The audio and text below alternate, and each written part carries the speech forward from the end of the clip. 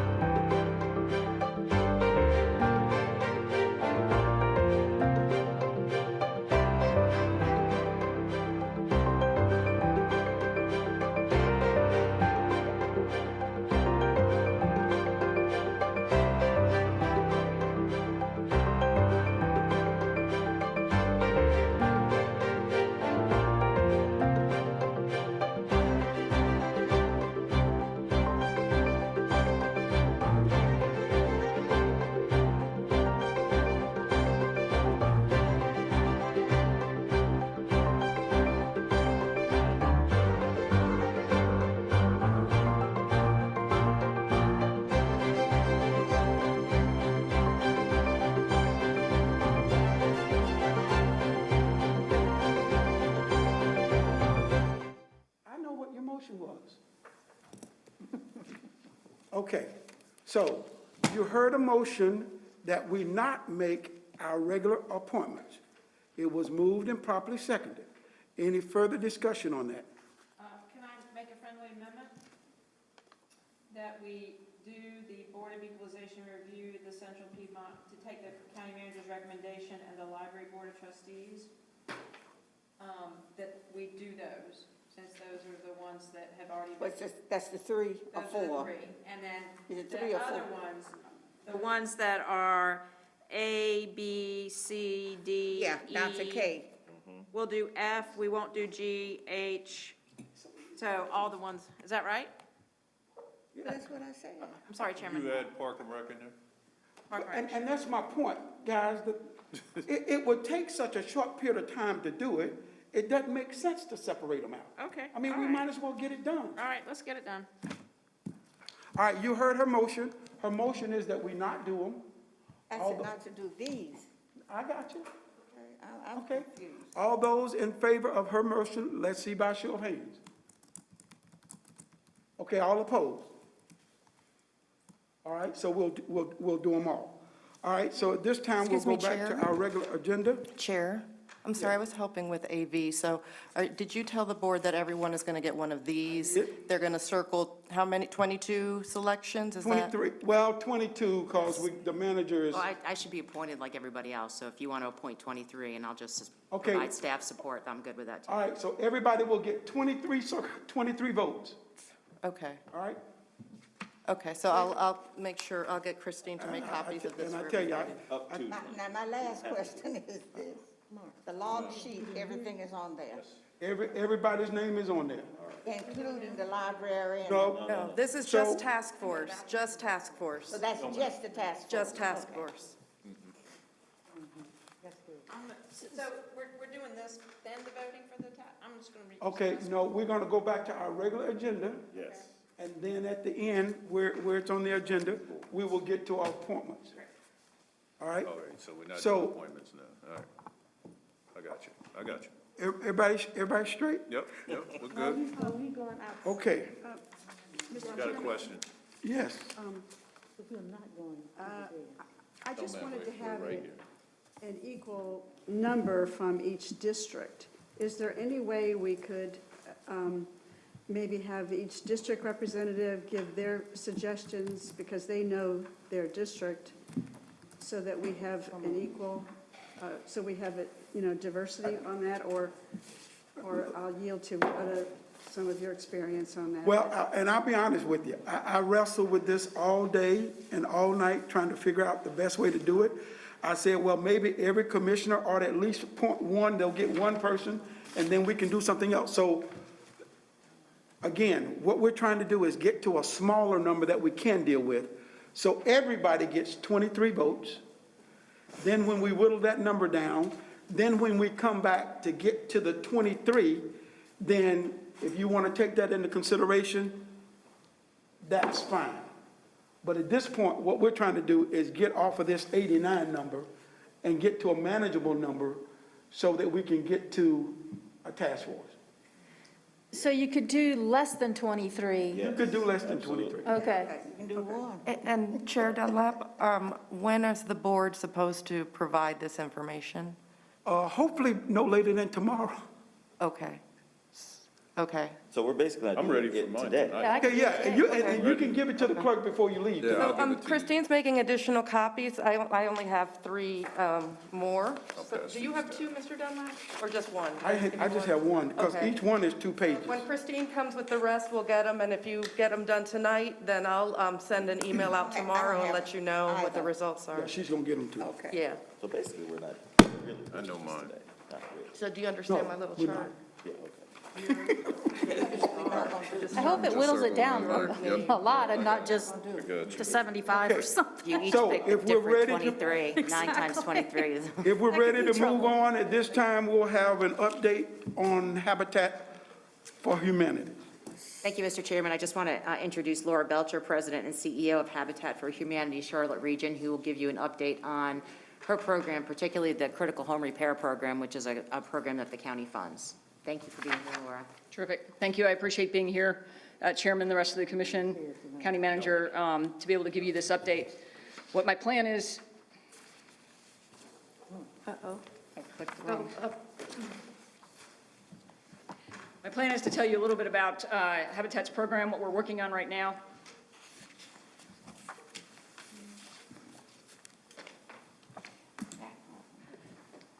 You should be able to use that. I'll see if I can get a mic. I can see. I'm good. Yep.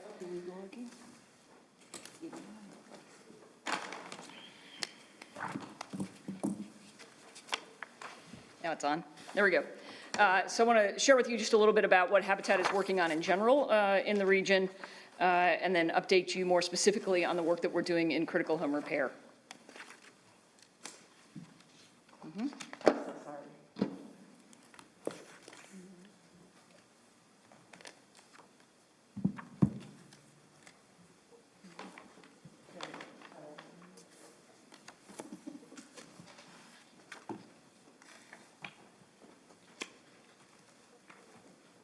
And now the clicker doesn't work. It's not working. Does the keyboard Can work? you use the mouse? Does the mouse work? Just click it. No.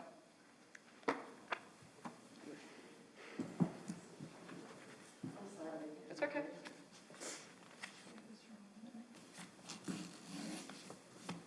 Yes, ma'am. Staff, The clicker was working. it just stuck. Use the clicker or use. Perfect. All right, we're in business. There we go.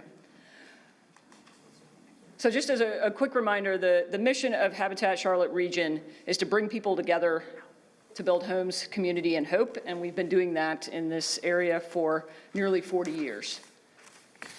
I do want to touch on that we've recently went through a merger, and so for some of you, that may be new news, and so we announced earlier this year, and it was effective February 29th, that we merged Habitat Charlotte with Our Town's Habitat. So Habitat Charlotte historically served the city of Charlotte and Pineville in the unincorporated parts of the county, and then Our Town's Habitat served Cornelius, Davidson, Huntersville, and all of Iredell County. We brought the two organizations together to form one affiliate so that we could be more intentional on how we work across the entire service area. So now we cover all of Mecklenburg County with the exception of Matthews and Mint Hill up into Iredell County. And together we've served over 2,500 families through our programming over the last years. So I want to spend just a second on the programming that we do. We're known for our new home construction. We're known for our critical home repair, our financial literacy activity. And so let me just touch on those programs. I'll spend most of my time on the critical home repair. Our home ownership, we really focus on the area median income of providing housing for folks that are between 30 and 60%. That's kind of our sweet spot. We will increase that to 60 to 80% when we want to have more income diversity across a neighborhood. We really feel like we're addressing home ownership opportunities where the private market won't meet folks. Lending opportunities for 30 to 60% AMI really doesn't exist in the commercial market right now. So when we build, we're focusing on building homes. They're 2, 3, 4, and 5 bedroom homes, so they're a little bit larger from an affordability than some apartments might be. We're doing both density building of single-family homes and townhomes, and we're working really to do both infill lots, which allows us to scatter housing across neighborhoods, and some concentrations in establishing new neighborhoods. In addition to new homes, we're also doing recycled homes where we're buying previously owned homes, sometimes from Habitat homeowners or sometimes in the community. We rehab those homes and are able to resell those to families that are income qualified below 80%. In fiscal year 21, we're on a fiscal year. In a fiscal year 20, we will do 59 new and recycled homes, and our plan for this next coming year will be to do 63. So to grow, even in a post-COVID environment, we're hoping to grow our impact in the community on new construction. It's so important to make sure that we've got affordable home ownership in the community, both through new construction and our critical home repair, because the preservation of houses, because of the decline in affordable homes. If we look at this is a UNC study, UNC Charlotte study that came out last year that shows that for years there was a really good supply of homes that were under $150,000, and in the last several years, those have been completely depleted, both existing homes and new homes. And the result of that, when you don't have wage income, is that you've got a real compression of who can afford homes. So our focus on both combination of new homes and the repair and preservation of existing homes is important to meet this ongoing community pressure. So I want to shift, and I really want to talk now about our critical home repair. That is the program that we all are partnering with the county on. In this past year, overall, on the broader projects, we completed 84 projects in fiscal year 20. This is after this is considering a suspension that we took because of the pandemic. So in March, we ceased our critical home repair activities in light of the fact that most of the folks that we serve are seniors, and we wanted to make sure that we were protecting both the clients that we serve and the staff. So we took that time, about 60 days, really evaluated the program, how we could provide a safe environment for our staff and for the families that we partner with, and we slowly reintroduced critical home repairs into our programming in late May, and with the intention that we'll be fully up and running again by July 1st. So we are excited to be able to share that we plan to, in fiscal year 21, serve 126 families through our critical home repair, and several of those in light of the fact that we've got the partnership with the county. Let me talk just for a second about who we serve and how they qualify for critical home repair. We're focusing on families in the community that are below 80% area median income, so anywhere from 0 to 80%.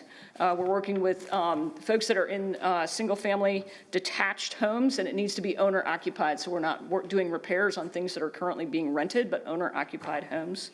We look at the value of the home to make sure that it's not too high. We look at the scope of the repairs to make sure that they're not out of balance with the cost of the home. And we look at the family themselves and their willingness to partner with us and to work with us on their project and to complete the work. There's real value in understanding exactly why working with the critical home repair, and especially the fact that all of our constituents there are seniors, is that our goal is really to enable people to age in place. There's such an increasing population of seniors. If you look at the trajectory, it's anticipated that the population over the age of 65 will actually almost 100% increase in the next 30 years. And so our needs as a community to address good quality living for that population as it ages is really important. Really critical to that population is the ability to feel like they're safe in their homes. And one of the things that we hear from our homeowners in the work that we do with them and understanding their concerns and their needs is the safety of their home. They want to feel like they can live there, they can age in place, and they can be safe. We know that fall hazards is one of the worst incidences in homes, and so we look carefully at the quality of the home and where we could have fall hazards. We also know that if somebody can't stay in their home, that there's a lot of financial barriers to where they might be able to go. The cost of housing for someone if they have to leave their home is often a barrier. And so they find that they stay in their home and it becomes a substandard housing because they can't repair it. If we can step in, help with the repairs, they can stay where they are and they can age in place. Let me walk through just a little bit about the process of what we do. So we work with families across the county. We have families apply to us, and we go through the application process, qualify their income, make sure that we understand the scope of what they need, the housing that they're in, and that kind of thing. Then we step into the assessment and scoping of the project. That takes some of the longest amount of time in the process is to get the assessments, and we work carefully to make sure, because of the age of the house, we look for lead assessments, asbestos assessments. If the house is in a historical area or an older neighborhood, we may have requirements to work with the historical commission at the state. We also will oftentimes need to get an environmental assessment in order to comply with HUD guidelines and things of that sort. So that assessing and scoping of the work is really important on the front end, so that we can make sure that we know what we're doing. At the same time that we're waiting for environmental reviews and historic feedback, we're doing bid walks and engaging with potential subcontractors. Then we actually get into the meat of the work, and that takes somewhere around 3 to 4 weeks to actually do the repair work. And then after we've done the work and it's inspected and everything else like that, we go through the process of completing the final paperwork and submitting that for reimbursement to our funders, to our public funders. So that whole process, kind of from the time that we meet the homeowner from the very beginning to the point that we are fully done with the paperwork and fully reimbursed, can take 9 to 10 months. The actual work on the house takes just a couple of weeks, but the process itself is very thorough and very comprehensive. We've got a great working relationship with the county staff who are engaged with us all throughout that process, on the front end, approving the scope before we do any work, inspecting it once it's done, and then approving all the financial reimbursement paperwork. So appreciate the camaraderie and the work that we do there together. As we're doing our assessments and our bid walks, one of the things that we do is we look at how we engage subcontractors, and so we work hard to make sure that we are engaging across the community in our needs and the work that we do, and so we put out requests for bid on projects, and then we do bid walks. And so those folks those contractors that respond to our request, we will then walk through the bid process with them, show them the scope of the work. They will then submit a bid. We will then, accept the most qualified bid, the lowest bid from the qualified contractor. We're pleased to say that we've got a variety of contractors that we work with across the community, and many that meet the guidelines for minority and women-owned small businesses. And so this past year, about 31% of our subcontractor costs were with contractors of that nature. And so we continue to look at how we can grow those relationships, but each project we put a bid request out and we'll engage in a bid walk. I want to transition now to some of the specifics around the projects that the county funding has enabled in the community. So we were able to complete, before we ceased our operations at the end of March, we were able to complete 39 projects that involved county funding. That was 39 of the 84 that we completed. So you have a snapshot a little bit of what our homeowners look like and the work that we're doing within the community. Our average homeowner is 68 years old. So again, the vast majority are seniors. Household income is $24,000, so, and we'll serve anywhere again from 0 to 80% AMI. Most of our households are single women, seniors, mostly widows.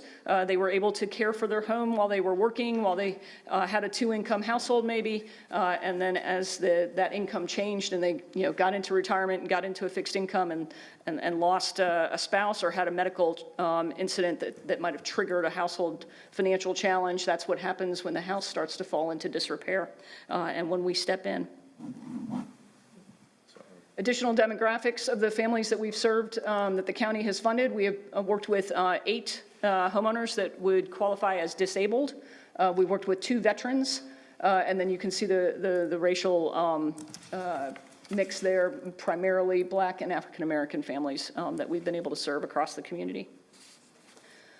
When I look at the projects, we look at how they are spread across the county.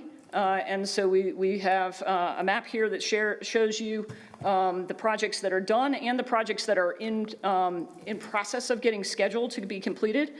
We have completed projects across all districts in the community. We have concentration and greatest representation in District 2 and District 3, but we have been able to work in every district across the community. And we have partnered, prior to the merger, we were partnering with the Our Towns Habitat, and we are partnering with Habitat Matthews and Mint Hill to make sure that the projects are being done across the community at large. The projects that we're doing are very comprehensive, and so I want to spend just a minute talking about the scope and nature of the work that we're doing. So this chart is intended, I know it's a little bit hard to read, this is intended to share with you the breadth of the work that we're doing, the comprehensive work that's being done. And so, we're working to repair roofs that are leaking. We're looking at flooring systems that are dangerous, that trip and fall hazard that I mentioned. We're looking at we do a lot around electrical, fire hazards. We're seeing more more HVAC needs where people don't have heat and they've lived through a winter or two and we need to get in there and get heat going for them. And so it's we see termite damage and other bug infestation. And so we go through and consider each of these a major risk category for the quality of housing for families in the community. And so you can see that we have touched on most all of those projects, and a lot of the projects meet multiple of those categories. Usually 5, 6, 7 of those different categories are going to be incorporated into one project. I think it's helpful when we talk about the projects, we can look at a lot of the numbers, but I think it's helpful to also talk about a family and put a real case around it. So I want to spend just a minute and talk to you about a family that's in the Hidden Valley neighborhood. So this is a project that got completed right at the end of March. So one that right before we took our COVID suspension. This family had been in the neighborhood for years and really found that they had some significant needs and repairs. And so I wanted to walk you through a little bit of the comprehensiveness, again, of the repair so you could see how the project's costs add up. I talked about those early assessments that we need to do. We need to get the lead assessment and asbestos assessments. Those things get done at the very beginning.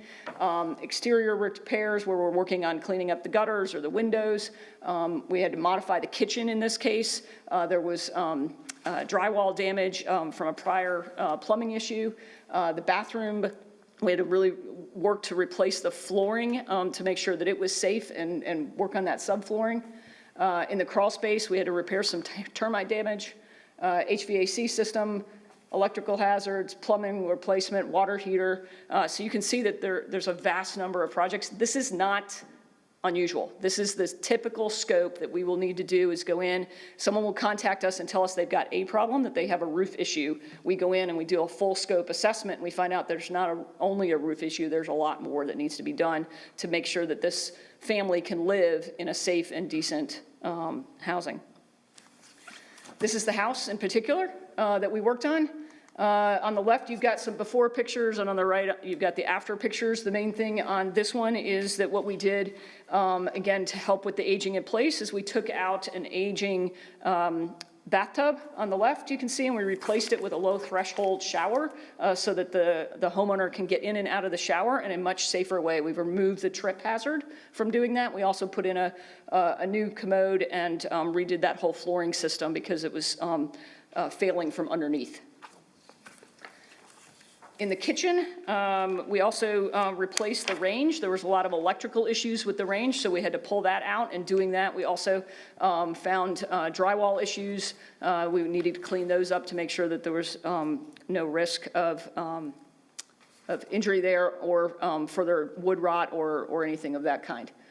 So we replaced the range there for that family. So in all, I think it's important to understand the leveraging that we're able to do with the investment that the county is making. It's important to us. What we do is we partner the funding that you all are providing with other sources of funding, both public and private, in order to make it go further so that we can work on more projects. And so we leverage the dollars that you're giving us and investing in the community by partnering those with other dollars, other programs. Sometimes there are other public dollars, sometimes there are other private dollars, but it allows for the county's work to stretch across more projects than if we were just using county dollars 100% per project. And I think it's also important to understand our relationship with families in that what we're trying to do is holistic and position them to be able to thrive. And so when we're done with a project, that's not the end of our relationship. We work hard to provide additional materials for families so that they can have a voice, they can feel confident. We want to make sure, especially seniors, that they feel empowered and not at risk. And so we do a variety of educational workshops and seminars. We invite families to get together for social networking and interaction. And so once we have done work with a family, they are incorporated into all of our future communications and all of our future programming. And they're also invited to send us referrals. And so a lot of our referrals come from the homeowners that we have done work for, and then they refer us to others in their area and other neighborhoods. So continuation of family reunions and aging together workshops.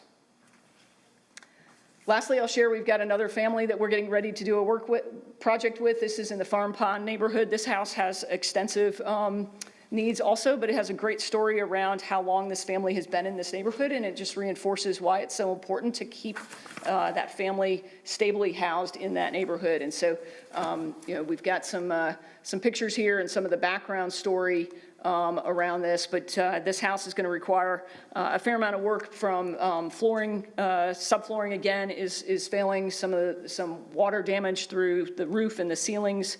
There's a hazard with the back porch, patio. So we're going to take care of all of that, and again return it to a safe and decent place to live that we can be proud of for the community. That concludes my prepared remarks. I'm happy to address any questions that the commission may have. Any questions? I did have one. Yeah. How do people get in touch with you if they want to apply for a critical home repair? Yeah, that's a great question. So we've got applications. The easiest way is we've got an application hotline that you can call on our website. It's got a number you can call in and someone can send an application. We're also moving to an online application, and people can sign up for that on our website. And our website is habitatcltregion.org. It's the easiest way to get to us. Okay. Commissioner Lee. Thank you. Let me first say thank you so much for your presentation. Thank you. This was my thought process, and I want to thank this board for helping us to meet the needs of our seniors across this district who needed this kind of support to maintain their homes where they lived. And because you heard her say $24,000 a year is no money to live off of if you are a single woman or if you have a family. So I just want to say thank you again to the board for considering this. The problem I have is how much did the county have to pay your Habitat for Humanity to even do this work? Now, I'm not talking about the work that you've done and we had to pay for the supplies. What did you cost the county to do this? Within the county contract, there's a 4% allocation for overhead costs. So on $1 million, it's $40,000 to administer the contract. How much to administer the contract? $40,000 for 4%. Okay, you charged us $40,000 plus the cost of the supplies. Right, so it's a $1 million investment. Of that, $960,000 of it is going to the direct cost of the program, and $40,000 is going to the administration. Right. My interest was, it wasn't that I didn't hear what you were saying at the beginning. Our intent was not to build houses. Right. You started off that presentation that way. My intent was to refurbish homes for my seniors, meaning the seniors in Mecklenburg County that needed it done. And I did receive a printout that showed some work that was done. It said windows, but it didn't say if they had to replace all of the windows in the house or if they had to replace 2 windows in the house. And then it talked about air conditioning. Was it a full unit for the house or was it a window unit? That's the kind of report I'd like to see, and the cost it would be for us to refurbish from that perspective. And if there was roofing, and I think Mr. Mark Jarrell talked about the landscaping process, and that's, we were hoping you talked about trees. Tree removal. So that was another part that probably need to be added into it. My question is, if there are other companies that do the same thing, if we could, determine whether you are cheaper for us, we can get more done with less money and not shoddy work, but good work. So it will last our people. And the problem I had at the beginning, that you did not employ black contractors. And that bothered me because we're using taxpayers' money. And some contractors said they had not heard anything for Habitat for Humanity to even be interviewed to be a part of the process. So I'm wondering if you have done a better job in the last 2 or 3 months. Well, so a couple of things. So one, I want to make sure that it was clear that when I started the presentation on new construction, it was just kind of to share and update what we're doing in new construction, but all of the county investment is in the repairs. So we're not using any county dollars in new construction. I can't, so what did you say now? Sorry. I just wanted to make sure that it was clear that the start of the presentation, I shared, our new construction activities, Right, just so you right, could be but- aware. but But getting all back to all contractors, getting all back of to the county's funding is contractors. going to repairs. And from the scope of the work that we're doing, some houses, we're going to do 2 windows, and some houses, we're going to do all the windows, and so each house is individually I scoped. understand that. My question is, could we know if there's a home only needed 2 or 3 windows, or if they needed 1 air conditioner because the home is very small and it's 1 person living in the household and not young children? And I see this, and I notice that there are 3 homes in here, so this does not depict for me what we were looking for, and that's for senior living in place. And I did ask about black contractors. Yes, and so on the contractors, we are working with the minority small business and women-owned contractor list. So we notify folks that are on that list through the city and through the state that we've got opportunities, and we're very open to additional contractors being. What is your percentage that you used this year? It's about 31% of our subcontractor dollars went to minority women-owned businesses, yes. Okay, so if we could get that as a part of the report for us, and again, if you're putting in 2 windows, 5 windows, or screen doors, or screen, porches that might have been messed up, flooring, if you could be more specific in your report to us, and if you have the information that we gave to your body from senior citizens that we turned over to you. Do you have that information? I don't have it with me today. I mean, we No, have, no, I yeah, don't mean sure. today, but I mean Yeah, in absolutely. And the county staff has all of that information because all of it is submitted to the county staff before it's ever reimbursed. So we pay for it and then we're reimbursed once it's But do we reviewed. have any money in balance for this year, since we had to stop? We had spent nearly 800,000 when we stopped, and now that we have started again, we believe that we'll have incurred almost all but 50,000 of the $1 million by June 30th, and that our intention is to kind of roll that into the next fiscal year and spend that with the new allocation. So now you are looking to renew your contract with this county, right? I hear what you're saying, and I appreciate what you're saying, but I want us to make sure that we can look at other persons who might be able to do the work also. Not saying that you're not doing a good job, I'm not saying that, but it's always good to have others that you can find out what they will cost the county. We're trying to save money in the process of getting things done, and one of the things that the manager said to me that she liked you and she liked your work. But I still say I want it itemized so that we can say to the public, this is what we spent. Or if there are other agencies that we could communicate with and find out if the work can be done cheaper. If not, we'll stay with you. That's not a problem for me. Sure. But I just want to make sure that we're doing it right. Sounds good. And I really want to visit and see what you've done rather than pictures. We would be happy to have you or any of the commissioners to visit any of the homes. We would be happy to do that. We can do that and visit it before the work is done and then visit again after, and you can see it before and after. But again, I want to thank the board, the 9 people sitting here that actually participated in the process of voting it into the budget and re-establishing that same amount again for 2021. Great. Thank you. Thank you. Commissioner Fuller. All right, thank you, Mr. Chairman. Well, Commissioner Leek just said that Dina said she likes you. I'm very partial to anyone named Laura because my mother's name is Laura.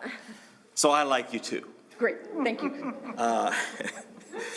Your mother, you say his name Laura? My mother's name Laura. Does she favor that lady? Well, they don't look exactly alike. Thank you. So we got 39 families, and maybe you can't answer this question, but I'm interested in scale. That's right. So do you have an idea of what the total need in the community is? So we can kind of see, where are we with this $1 million? Do we need to be, right? Can you Right. give me a sense Yep. of that? You know, it's a great question because it is hard to determine exactly what the condition inside of an owner-occupied home is from the street. And so we've been working with both UNC Charlotte and the City of Charlotte to try and quantify a need of what is the owner-occupied, single-family residence, substandard housing. It's thought that it's in the 20,000 unit range, plus or minus, so there is huge need in the community. And so, you know, we've been growing our program and scaling, you know, but I think that there is an immense amount of community need. And so, you know, we've grown the program, and I think we can continue to scale and grow it, you know, to address some of the need, but it is a little bit of a drop in the bucket. So this year, we anticipate we'll partner with 126 families in the community, you know, against a potential need of 20,000 residences. So, and is that 20,000 sort of the same, or is the Venn diagram kind of intersect with the number of affordable houses, or is it separate? No, that's completely separate, right? So, because these families would already be in affordable housing, so it's a completely separate analysis. I got you. And it is a difficult one to do again. So what we've been doing is working on kind of some assumptions based on, we've served over 700 families now through critical home repair, and so we can look at where those 700 households are, compare those a little bit to neighborhood incomes, and extrapolate some of the need. Okay. That's a pretty substantial need. There is. So, you know, there's a need for 34,000 units for new construction and probably 20,000 in rehabilitation. So, now insofar as we can't, well, let me ask a question this way. So the $20,000 on average that you spend, those folks are they required to pay it back, or is it free to them? Yeah, so it's a great question. So the cost to the family really depends on their AMI. So someone that is applying to us on the most restrictive income, 0 to 30%, that's a full grant. There is no repayment at all. Somebody that's at 30% to 60% area medium income is going to pay $900. They're going to finance that over 6 months. That's kind of the 6 months that we're doing the assessments on their home and everything like that. So they have a little bit of financial investment. They've got the pride of ownership in their home, so that, you know, they want to invest in their home. So about $900 for 30 to 60%, and 60 to 80% is usually going to be about 5% of the project cost. And we'll finance that for the family. Okay. So it's very minimal what the family is investing. Most of it is a grant, and in return, we put a deed restriction on the home, so that, you know, if the family wants to sell the home and move on, that's great. That is their choice. We'd be able to recoup that and reinvest that back into additional housing. So, and I ask you that question because I think about, you know, if we were to do it, if the county were to do it, my understanding, our county attorney can tell me if I'm wrong, my understanding is that we have limits to what kind of grants we can give. So I guess my question is, maybe this is for our attorney. Are we able to do this better by funding this nonprofit versus trying to accomplish the same thing ourselves? Well, I think it's two different questions legally. Speak up, I can't hear you, sir. Two different questions. One, legally, can we do it, and what's the best way? I mean, legally, you can do it as long as we ensure that there is a public purpose. The best way to do it, probably Dina would weigh in better, as whether or not we actually fund it versus give the money to someone such as Habitat. In other words, Habitat couldn't do what we couldn't do. Or we couldn't pay Habitat to do something that we could not do. Right. I got you. Okay.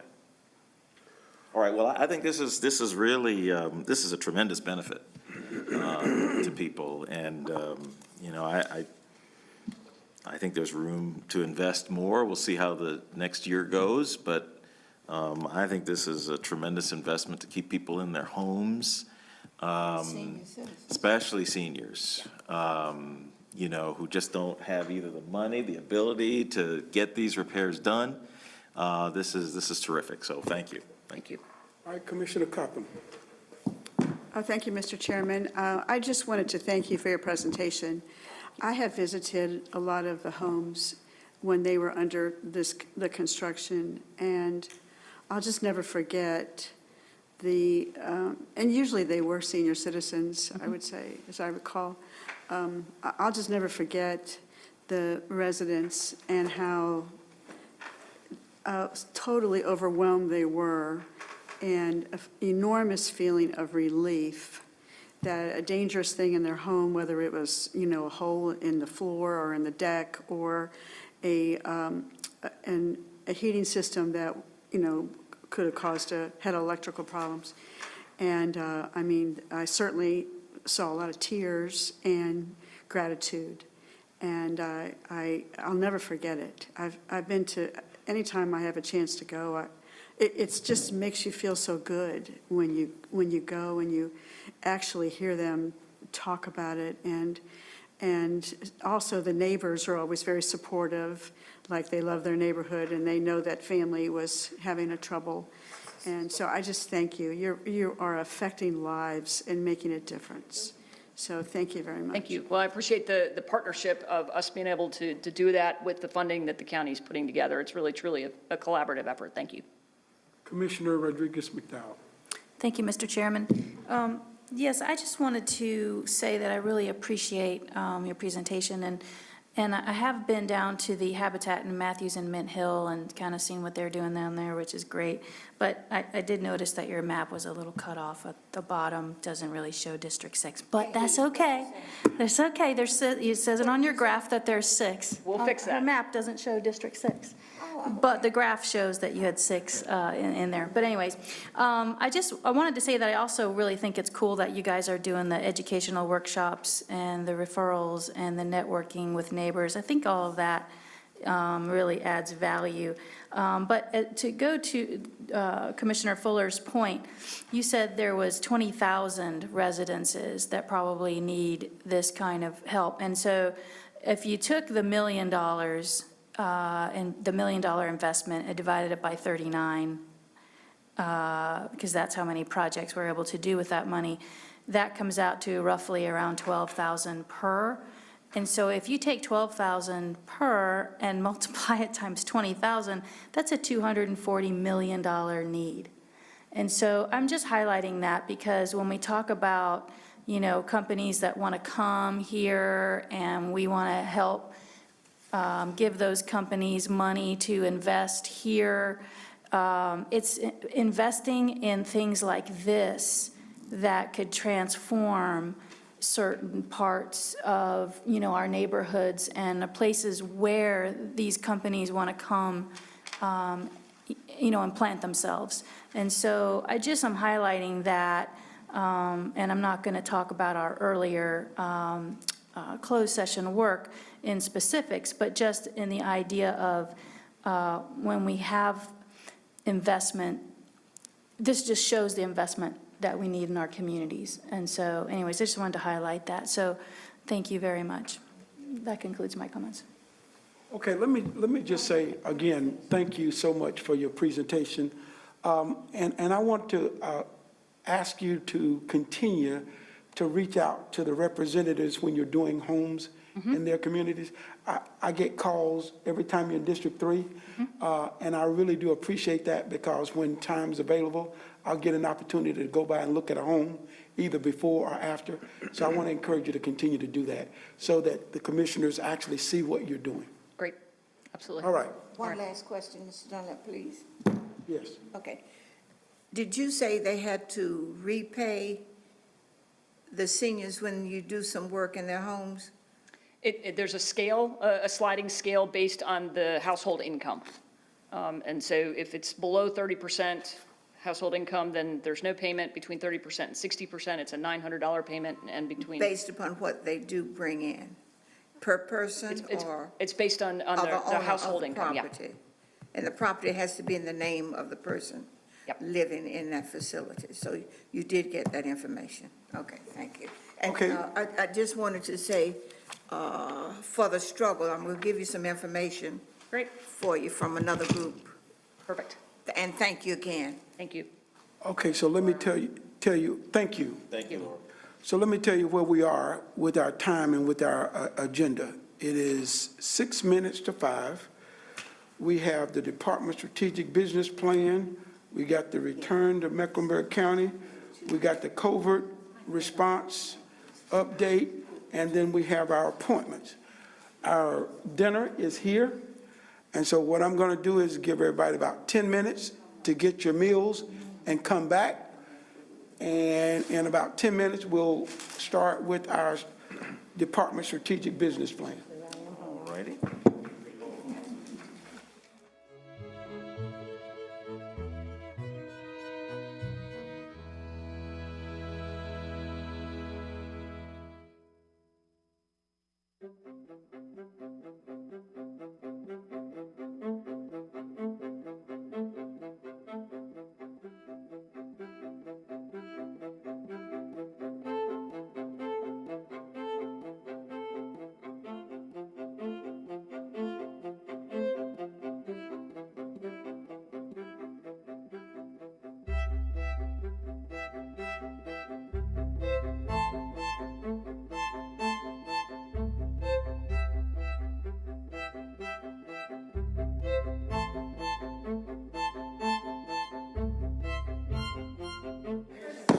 The board stands in recess. You took it at that.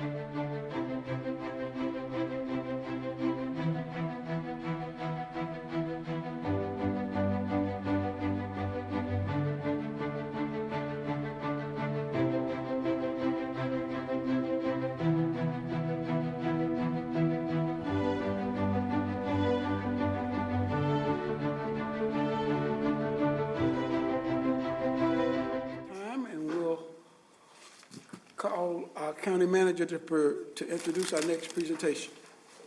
Thank you, Mr. Chairman. Dr. Monica Allen, our Director of Strategic Planning and Evaluation, is going to give the board an update on our fiscal year 17 to 19 strategic business plan accomplishments and misses, as well as some highlights of our new strategic business plans that'll go from FY20 to FY22 and next steps in FY21. All right, thank you, County Manager Diorio, and good afternoon or good evening. It's good to be with you all. As Dina mentioned, I'm going to be sharing with you just a couple of the things that we've done around departmental strategic business planning. You may recall several years ago that our strategic business planning efforts really focus on what the departments are doing over a 3-year period, as well as what we do corporately. So this is just really to kind of highlight for you our departmental efforts. So we started all our work in 2014, building a framework, kind of working with our county departments to put a 3-year business planning process in place, taking a holistic view in 2014. And then in 2017, we implemented our plans for the first time in county history. So again, like I said, we had a corporate plan, and we've been doing that work since early 2000s, but we never had strategic business plans in place for our departments. What that allows us to do is customize the departmental business plans for each of our county departments as opposed to having one just overarching umbrella.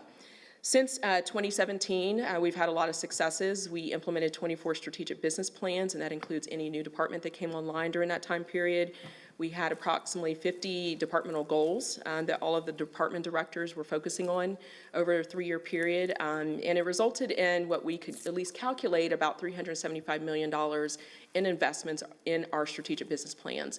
We are very proud of that because that is a partnership between strategic planning and budget, where we work with our directors to develop those plans, turn them over to the budget, and then during that part of the process, whatever's in the business plans, as well as other information, is used to inform the development of the county's budget. And I'm happy to say that all in all 24 county departments that had business plans in place met at least one of their goals. In many cases, some departments met all of their goals that they had outlined for a 3-year period. So what this slide shows you is just kind of what we call a logic model. And so anytime we're doing any type of evaluation work, we want to understand what were we starting off doing, and then kind of where did we end. Logic models are typically used in the program evaluation space. A lot of universities and academic institutions use those, or in any type of scientific study. So essentially we start on the left saying what are those departmental goals, and then we take a look at what are the inputs and the resources that those departments need. Then we go into, okay, well now they have their resources, what are their activities, what are some milestones that they've met. As part of our analysis, we looked at that. And then what are the key performance indicators that we have in place to understand success. So I'm just going to highlight a couple of our departments, and we chose one goal for each of the departments I'll touch on. I'm going to skip maybe a couple just for the sake of time, but just to share with you what those accomplishments were, and then of course we'll talk about opportunities. So what did we do well? So what this slide shows you is at the very top we had our asset and facilities management group. And it's actually started before the 3-year strategic business planning cycle, but in 2014, Mark Hahn really thought it was important for us to focus on enhancing county security with county facilities as well as libraries, and sought to get additional funding, did several things within a 3-year period to include developing a county security master plan, as well as implementing weapons screenings at several locations. One measure of success, and we think this is really important, is to understand if our employees feel safe at work, essentially around the security. And so the KPI that you see here basically tracks our progress from 2016, and we actually have this data that goes way back before then, but 2016, where 81% of county employees felt satisfied with county security, all the way to those successes that you can see in FY 2019, where 87% of county employees believe that they're satisfied or satisfied with county services, security services. And then just kind of highlighting our county Charlotte-Mecklenburg Library. There were a couple things that they wanted to focus on here. You can see the goal is listed. And basically this goal breaks down into 3 main objectives. The library wanted to, in a 3-year period, provide technology for the changing needs in the community. They also wanted to ensure that library collections evolved and grew, basically to meet the needs of a diverse community and changing community. And then the third objective was around recruiting developing and retaining highly effective staff and volunteers. Based on several of their strategies they executed, as well as the investments that were made in library infrastructure, the library is actually able to do several things around issuing or starting up a vendor laptop loan program, as well as a hotspot loan program. And both of those programs help break down barriers and access to individuals who may have had some barriers around not getting access to Wi-Fi or the internet, as well as laptops. And you can see, based on the investments in the infrastructure, that from FY16 to FY19, we improved the Wi-Fi usage, or saw Wi-Fi usage increase from 60 million sessions to 1.35 million sessions. So we know that those investments in the infrastructure actually helped increase that utilization. And then just kind of shifting over to our Criminal Justice Services Department, one of its goals was really focusing on advancing effective evidence-based programming to meet the individual needs of persons within the community. We specifically focused on one of the services called recovery courts. It used to be formerly known as drug treatment court. And their whole goal around the goal was to use those best practices to work with their particular clients. So they leveraged self-evaluation tools provided by the National Association of Drug Court. They also leveraged some best practices associated with the Ohio Risk Assessment System, and that system helped CJS identify high-risk individuals that they needed to serve. As a result of successful best practices and other work identified, from 18 to 19, the department increased the graduation rates for those participants for the Recovery Courts program across all 6 courts that you see listed here. And then shifting to our Department of Community Resources. Department of Community Resources actually had a 1-year plan because they opened their doors on June 2018. But there were a lot of successes that we saw with DCR, to include servicing over 93,000 customer tickets. So if I showed up at DCR for multiple services, I would be counted as 4 tickets. And then we also saw that there was a 96% satisfaction rating for those individuals that went to the Community Resource Center to access the services provided by social services, public health, child support, and community support services. So then shifting to County Human Resources Department, go internal a little bit.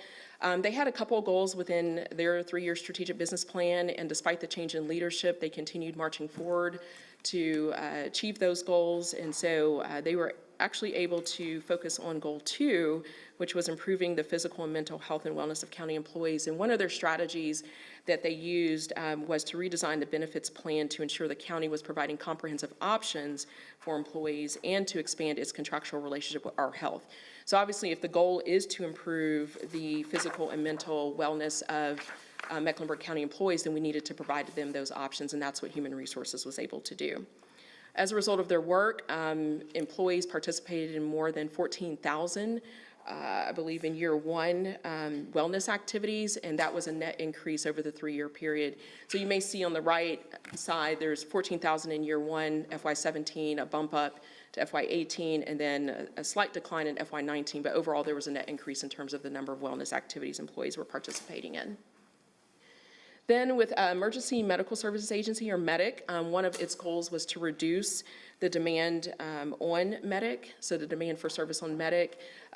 They were looking at a lot of their data at the time they developed a strategic plan, and they realized that there were high-frequency users that were constantly using 911 services for transport to hospital. And so so MEDIC was actually able to partner with Community Support Services, as well as the Department of Social Services, to develop interventions in a collaborative model so that they could target those individuals that were high-frequency users. As a result of the collective and collaborative efforts, they were actually able to reduce the number of transports, EMS transports, by 20.8% over a 2-year period. And this program will continue in the department's, or the agency's 20 through 22 plan. And then shifting over to Park and Recreation as a highlight, this goal 2 is pretty long, but basically the focus here was to expand facilities, maintenance, and improvement plans. They sought a lot of funding for deferred maintenance. As a result of those investments, the department was able to replace 39 playgrounds, and just a few just to call out, replace athletic field lighting at Caldwell Park and Idlewild Park, and complete several renovations and repair projects for restrooms, dugouts, basketball courts, and well, sewer, and septic systems. One of our success metrics that we took a look at was the reduction in the backlog of deferred maintenance projects by cost. And so as you can see here, there was a reduction from $18.5 million in FY17 to approximately $4.5 million in FY19. Additionally, there were positive perceptions by residents in the community where they were satisfied with the facilities. And then, y'all know public health has had a lot of its challenges dealing with the COVID crisis, but prior to COVID, they were actually able to accomplish a lot. You've heard from Gibby Harris around its HIV services program, and they focused on that very heavily in a 3-year period. So one of the things that they implemented was the Getting to Zero plan to achieve continuous reduction in new cases of HIV, and they also implemented the PrEP pilot program to uninsured individuals. And as a result of their efforts, they were able to serve 129 individuals in the PrEP pilot program by the end of FY19, and that resulted in 0% of patients in the PrEP pilot program converting to HIV during that same period of time. So I think that's a great testament to some of their work and strategies around HIV reduction. And then one of the last accomplishments to highlight is our work with our Public Information Department. Its goal 3 was to increase the visibility of Mecklenburg County using public information community relations. There were no new investments. They had investments tied to this, but there were no new investments in this 3-year period. But despite no new investments, the department was actually able to accomplish a lot, such as leading the 2019 revaluation through the department's outreach strategy, getting the word out about the new Community Resource Center, and then ultimately creating an award-winning box toolkit that helped make it easier to interact with local government. And as you can see on the right side, some of their success is evidenced in the department increasing the number of community meetings that were arranged, helping the county manager hold 41 speaking engagements in FY 2018, and then helping the chair of the Board of Commissioners hold 20 speaking engagements during that same time period. So those are just a few highlights. There's so much more I could talk about, probably talk to you a whole day, y'all know me. But I wanted to just make sure we got some information out to you around what we did well. But of course, as with everything, there's always opportunities to improve. So briefly go over a couple of these. Going back to asset and facility management, one of its goals was to reduce energy usage in Mecklenburg County. There were no new investments made in that particular area. If you look at the right side, it's actually a reverse measure. So you want to be lower, if that makes any sense. And so their target compared to a 2012 baseline was to reduce energy usage by 13%. And they missed that, but they were actually able to see some success. So in 2018, or FY 2018, they reduced energy usage by 2.5%. And then in 2019, or FY 2019, they reduced it by 5%. And then the bottom one, you're all familiar with around homelessness services, but Stacey Lowry and her plan had a goal to decrease the homeless number of homeless households by the end of 2019 as a partner in that effort. And so we know that Stacey can't do it alone. So there was a lot of successes to get to that, but one of the metrics that we looked at where we saw as an opportunity was with the point in time count. So if you look on the right side of this chart, you can actually see that there's a little bit of uptick in terms of the number of homeless individuals per capita, which is per 1,000. We are waiting for the 2020 data that will not be made available until September, and I'm sure around that time, Stacey will be glad to share some information with you. And then one of our other opportunities we saw was in information technology services. Keith Gregg has done a great job implementing a portfolio of projects, but one of his metrics is a benchmark, is an industry standard in terms of the amount of money that goes into the non-discretionary pot. And so he fell short of that 60% standard. So basically saying all funds that we would invest in IT services, we'd want at least 60% of those funds to be in those non-discretionary projects. And in 2018 or FY 2018, 45% of those projects were in that category versus 52%. So we did see some increase over that two fiscal year period, although still fell shy of that 60%. And then medical examiner had a goal to build a national best-in-class operation. Within that goal, there were several objectives, and one of those objectives was to achieve the NAME certification or accreditation, National Association of Examiners accreditation. Unfortunately, mid-plan, they had to kind of stop and refocus their work to address the opioid crisis, where they were seeing increases in cases and increase in workload. So they put a pause on achieving that certification, or going after that accreditation rather, but they're still working on it, and hopefully that's something they can accomplish and achieve in the next fiscal year or two. And then with regards to the Office of Economic Development, one of its goals was to implement a contract management system by FY 2018, and because that by FY 2018 was in there, and because that FY 2018 was in there, they actually missed achieving that. However, they were actually able to implement that system in February of 2020. And then for Park and Recreation, a big chunk of their success, as you know, is providing available programs and services to people in the community, as well as increasing awareness of the programs and services. One of the challenges we had in the strategic planning analysis that we did was around understanding if they were actually increasing or expanding those programs. And so we know that's an opportunity for us going forward. We also know, based on the other part of the goal, which was around awareness of facilities, there's some data that we got from our annual community survey where we asked individuals why they did not participate in a park and rec program in the last year, and 61 to 63% of those individuals over a 2-year period actually indicated they were not aware. And so that was what we saw in the 3-year analysis, but I do know since that time there's been some investments in the marketing side of the house, and as part of the department's 20 through 22 plan, they are going to create an overarching marketing plan. And then, as I mentioned with public health, there were some great successes. The goal that you see here, there's a second part to that goal, and so focusing specifically not on HIV services, but on environmental services. And part of environmental services includes restaurant inspections. And if you look at the performance on the right side, environmental services did miss some of the state required inspections that they needed to do, but there was a whole host of reasons as to why. And I'll share with you some of those drivers that affected performance. One, when individual comes on board as an inspector, they have to go through a lengthy training and certification process before they're authorized to begin inspections. So even if I'm hired in September, I may still have to go through a 6-month training just before I can do my first inspection. So an investment, a budget investment in FY19, the results of that investment may not actually show up until FY20. So there was a little bit of lag there. So you can see there was 5 environmental health specialists that aligned to this goal, but that was one of the drivers. Another driver for the decline in performance was employee turnover. A lot of those inspectors are hired by other counties. In some cases, there's increase in salaries, there's signing bonuses. So our inspectors will in some cases get certified to do the work here and then get lured away. There was also a higher number of inspections required. So as you can imagine, stuff that we've talked to you about before, with all the growth, we saw growth and increase in the number of restaurants, which means the number of restaurants they had to inspect significantly increased and may have outpaced their capacity to be able to do those inspections. And then that aligns to just steady growth in restaurants in general. So there's a lot of opportunity there, but I know Gibby's on the case in terms of making sure that performance doesn't decline further.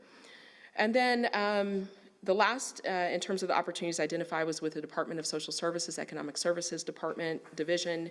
They had several great strides. As you know, that service provides Medicaid benefits in the community and food nutrition services benefits in the community. But one of the other things they do as a strategy is to try and link people to access to employment. So they created not only did they create a comprehensive plan to address the Medicaid backlog, the department placed several of its social workers at NC Works Career Center and Goodwill Industries Opportunity Campus, and that was to enhance collaboration and access. And then the department also began working on a unified workforce development program pilot, and that was to focus on 40 of the most difficult individuals to place. That pilot rolled over into Department of Community Resources once that department got stood up, and then later Rodney Adams hired an individual that was specifically designated to work to basically build out the Unified Workforce Development Program. So that program is underway, and there's some long-term strategies, and so hopefully we will see a positive impact on the numbers on the right, especially as it relates to those individuals in the Work First program who enter employment. So that's a lot said in terms of opportunities, and then just quickly want to highlight a couple of the new goals.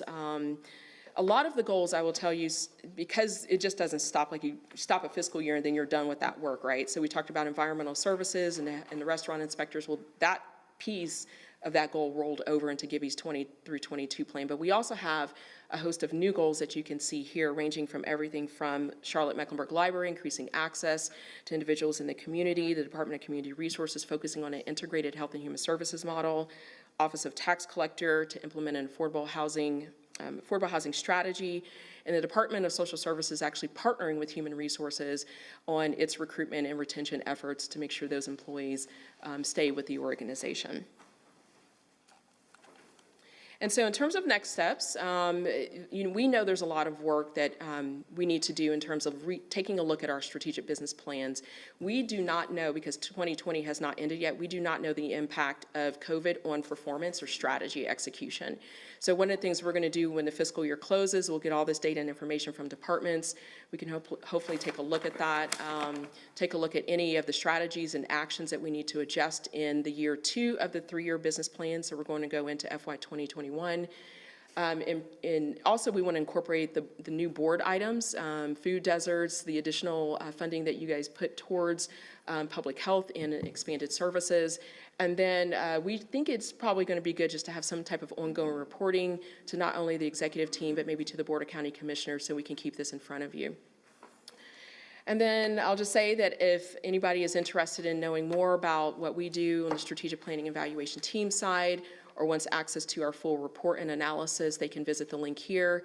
And additionally, if commissioners, if you want a copy of the full report, I'd be glad to print one for you. And so Chairman Dunlap, that concludes my presentation, and I'll take any questions y'all have. Okay. Commissioner Harden.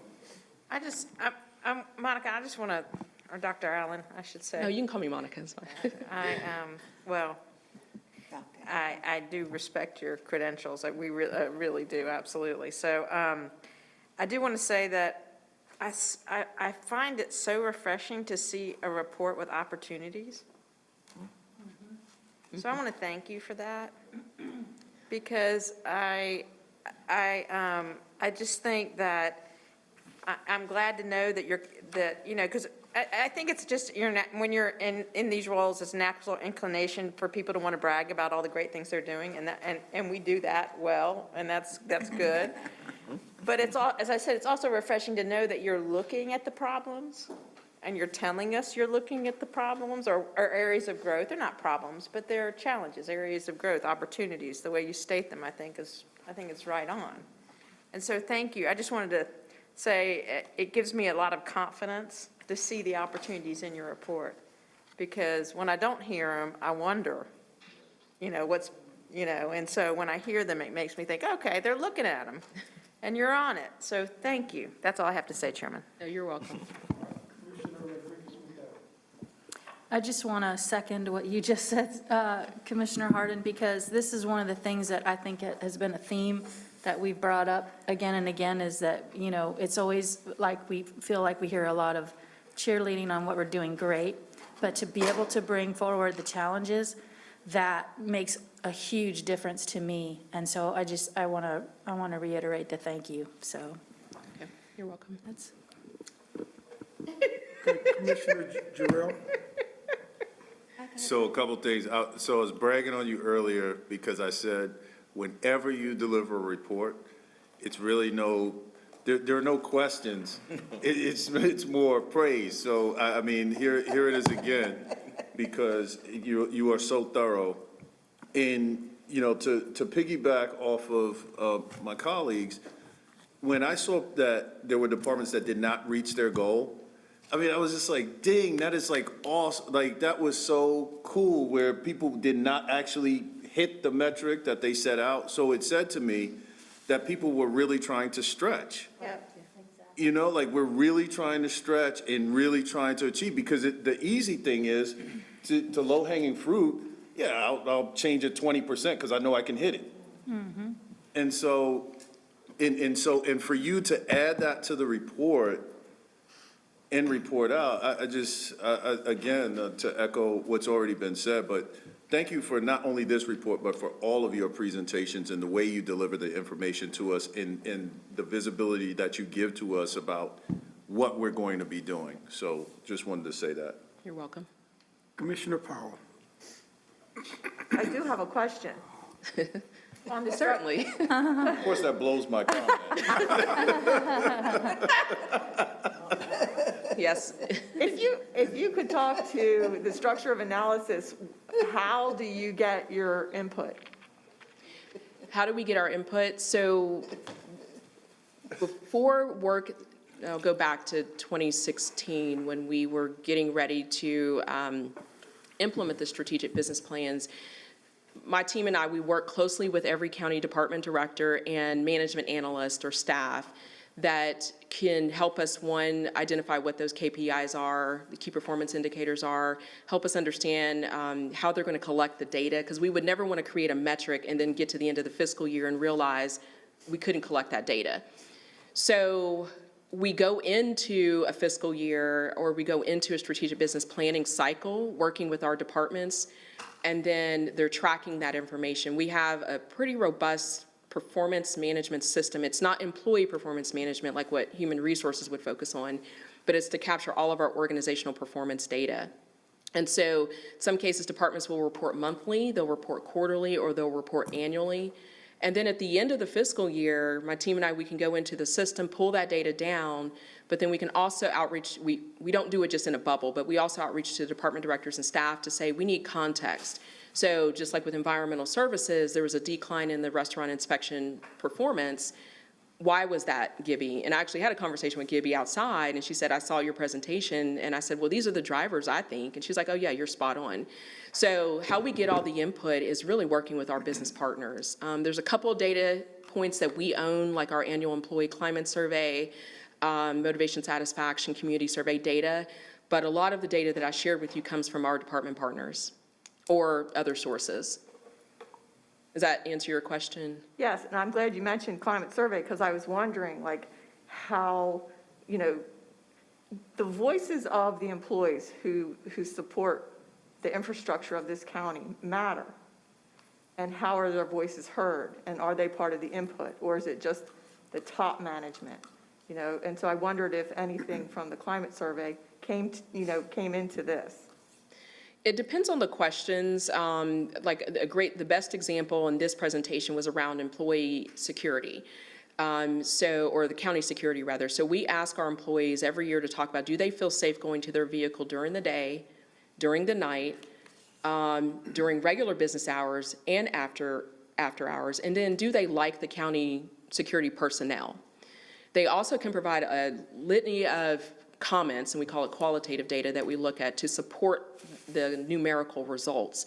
So county employees may say, I'm at Billingsley campus, I don't feel safe, and then we see 50% of the employees don't feel safe. Well, we could take that information to Mark Hahn, the county manager, the executive team, and say, here's what employees are saying.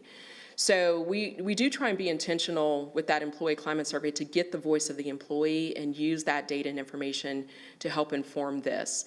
Now, we'll also say, side note, public health, another great example, they leverage their employee voice to help develop the strategic plan. So ask the employees, where do you think we need to be in 3 years? And so their voice is all infused in that, and we do know some other great examples around the county where they've done that. So it's not just via the employee climate survey, maybe internal ways as well.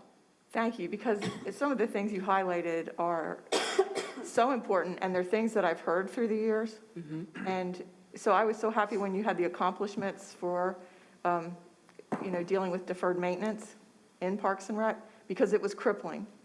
And so I was glad this year when there was no recommendation to postpone any kind of maintenance in this budget. But thank you for everything, just like everyone has said. You're very thorough, and I appreciate that you are keeping the voices of all the employees in mind on, helping to do better, to make opportunities out of the challenges. So thank you. You're welcome. Thank you. Commissioner Leak. Thank you so much. Young lady, my chest is like this. I'm like the lady who had a breast implant. So I'm swole. As the old folks say, I'm swole up today, baby. You outdo yourself. The only question I have is when you have a vision problem, the letters are so small. Could you have enlarged those letters under there for us? Yeah, No, I'm serious about that. yeah. Because what I do with my reports, I give them to my senior citizens, some of them. And they can tell me more about what's going on than what I'm, hearing here, and I like that. So again, the colors are great. They draw your attention to them. The information is what's most valuable for us. All we need to do is pick this up, and you have been, how long have you been with the county? Began employment October 2007, 2007, so about 13 And I just want years. to thank Dina for her staff. There's not a better staff in this country than what we have. And I say that publicly all the time. I don't care what my grievances are. We are top-notch.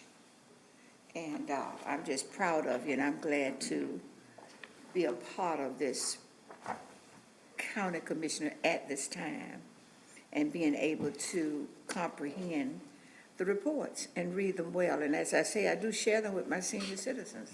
And I'd be glad to get you, Some kind of more. repackage this presentation to give you bigger slides. Please do. Yeah, I'd be glad to do that for So everybody. that I can leave, and what I do, I take them to the rec centers and have the director there to share them, because they have their lunches at the rec centers. And whatever information I can compile and put in a bag is what I use and take it and ask them to make sure that they see what we hear. You're hearing exactly what the county commissioners are hearing. And they feel so good about this. And I never take it back up. I always just leave it with them. So again, let me say thank you, and I'll look to get some of these from you so that I can pass it out. And to you, Dina, let me say publicly, I hope the TV people are running us, that you have done a masterful job of selecting your staff. Thank you. Even Harding cannot question them. I thought it was Harper. Harding, is it Harper? Whatever it is, Miss Harper, she can't do anything but try to think of another question to ask you. She came up with one today talking about big boy. She got me this morning, big boy. But again, thank you. Thank you so much. And Dina, Oh, that was funny. I don't know what we'd do without you, honey. And you don't brag about yourself.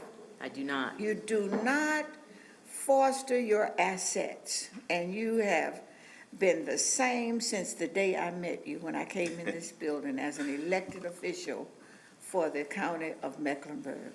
You have been the same identical person, just as straightforward as you can be and direct.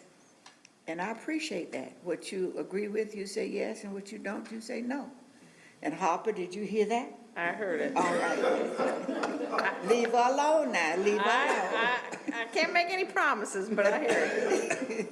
But you don't have that much time anyway, though.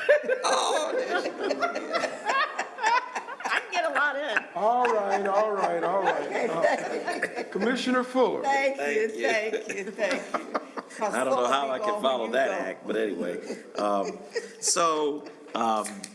Again, just, thank you. I just want to say thank you. Let me say thank you. yeah, Thank you so much, I honey. want you to finish You're welcome. your. Yeah. Thank you. I have my breast removed now.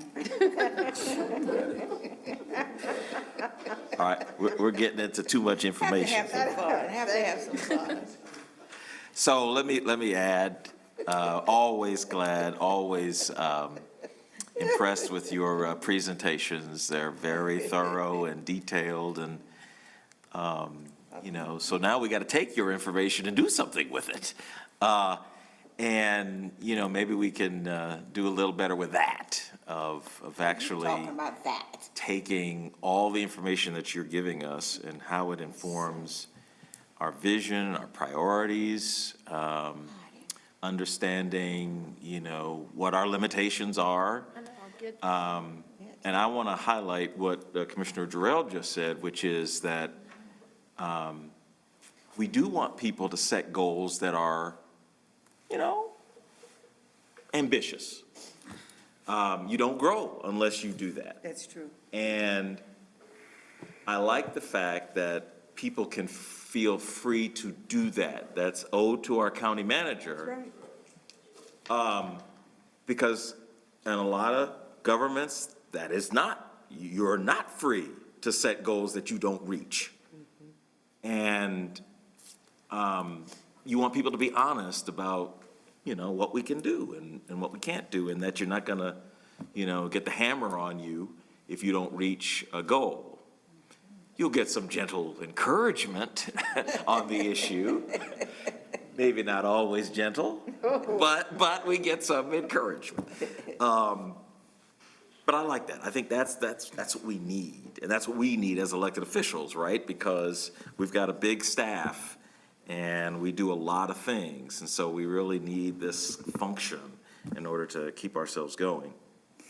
And the other thing I like is that now you have experience in setting these individual business plans, I mean you and your department, so that now when you get these goals from departments, you also have a frame of reference to help department heads frame their goals. Right. Okay, you said that last year. We can't do this again this time. You said you could do this. You really could do this. Not saying but anyway, that's what I think experience gives you. So that from this first set of business plans, now with this next set, you've got some information, some background, some baselining, so that we can get even tighter with these next set of business plans. And I actually think the timing is really good because we just passed a budget where we have a number of new investments across several county departments. And so my question to you will be, what your thoughts are about how we incorporate those new investments into these business plans for the 2020, you say 2020 to 2022? Yeah, we're at the tail end of the first year of this current plan cycle. So part of the presentation was a backwards look, but the 3 years, FY 2020 through 2022. Right. Yeah. So that period. I think about, you mentioned public health, and I think about the things that we've put in there for food deserts and health disparities and things like that.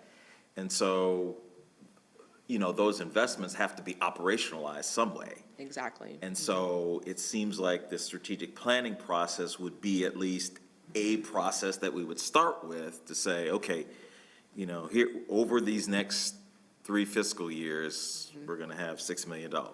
So what are the goals that we're gonna try to reach so that when we come back, we say, okay, this investment was a good investment because we said we're gonna do this and we accomplished this, and it seems like this is the right time to really be thinking about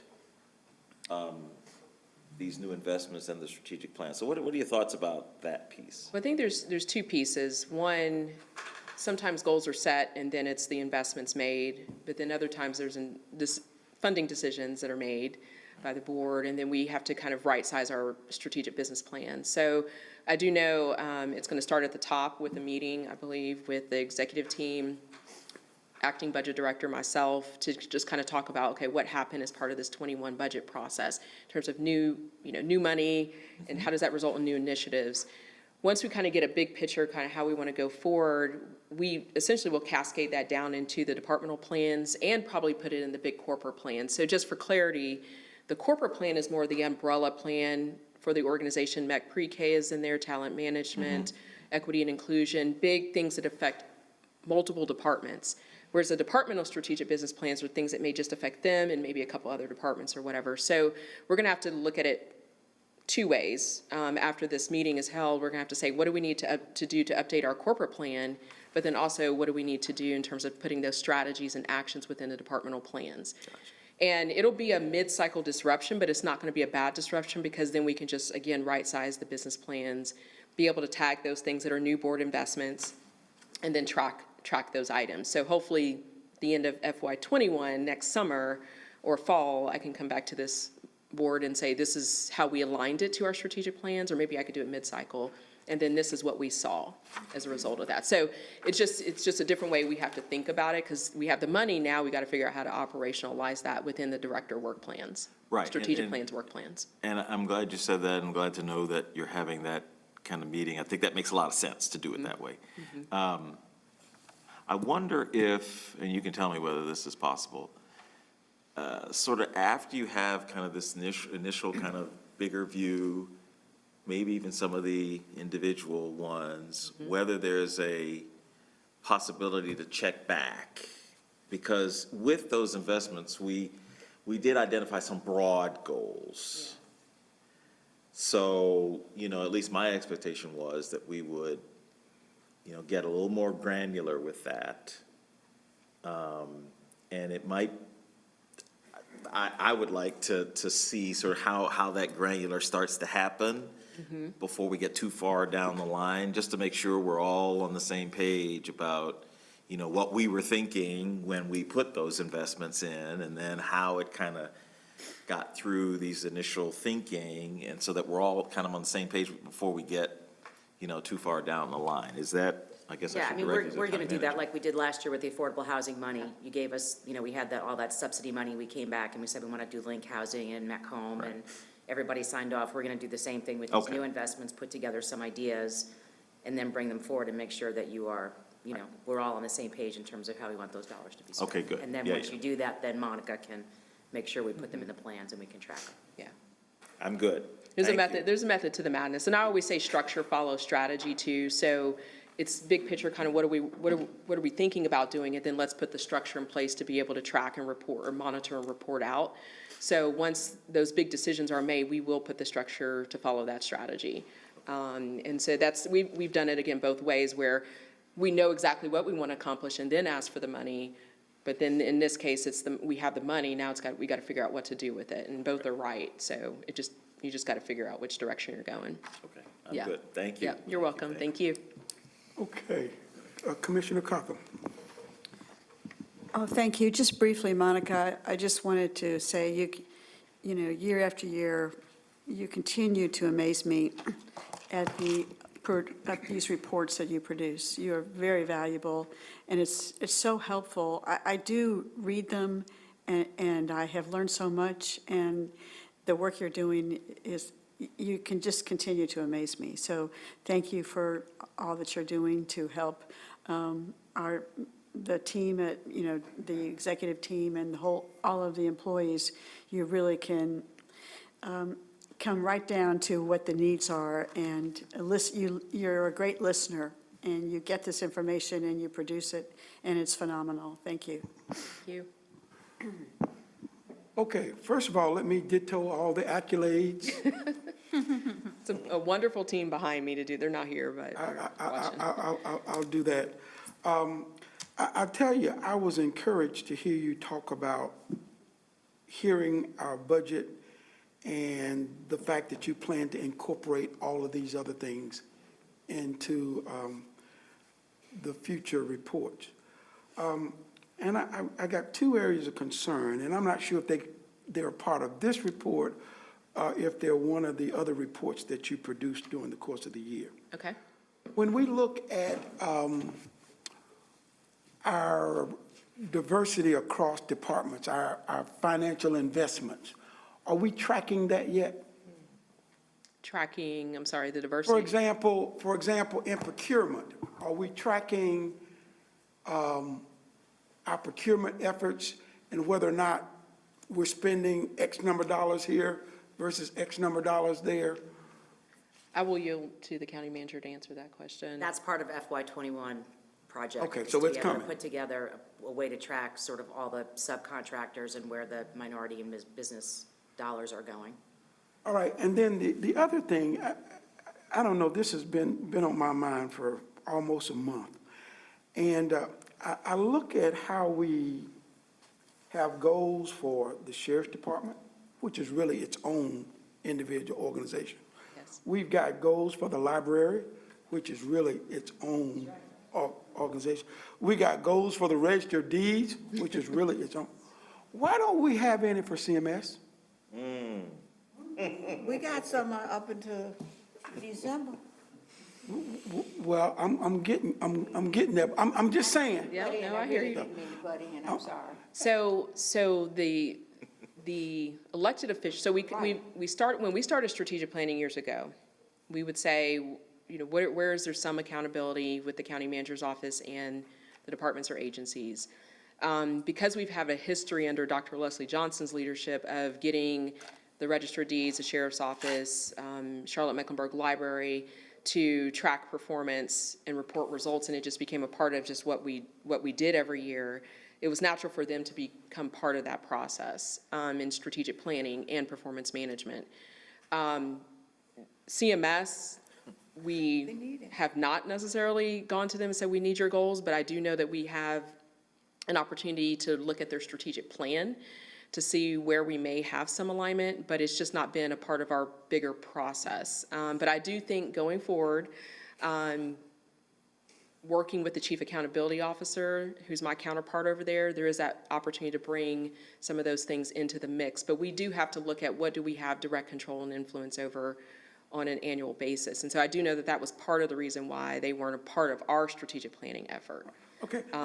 And library, yes, it's 90% county funded, and Register of Deeds gets a lot of its money, and sheriff, and so that's another reason why as well, that the bulk of their operations is coming, in terms of funding and support, is coming from us, and they were just under the management umbrella and structure for strategy and performance for several years.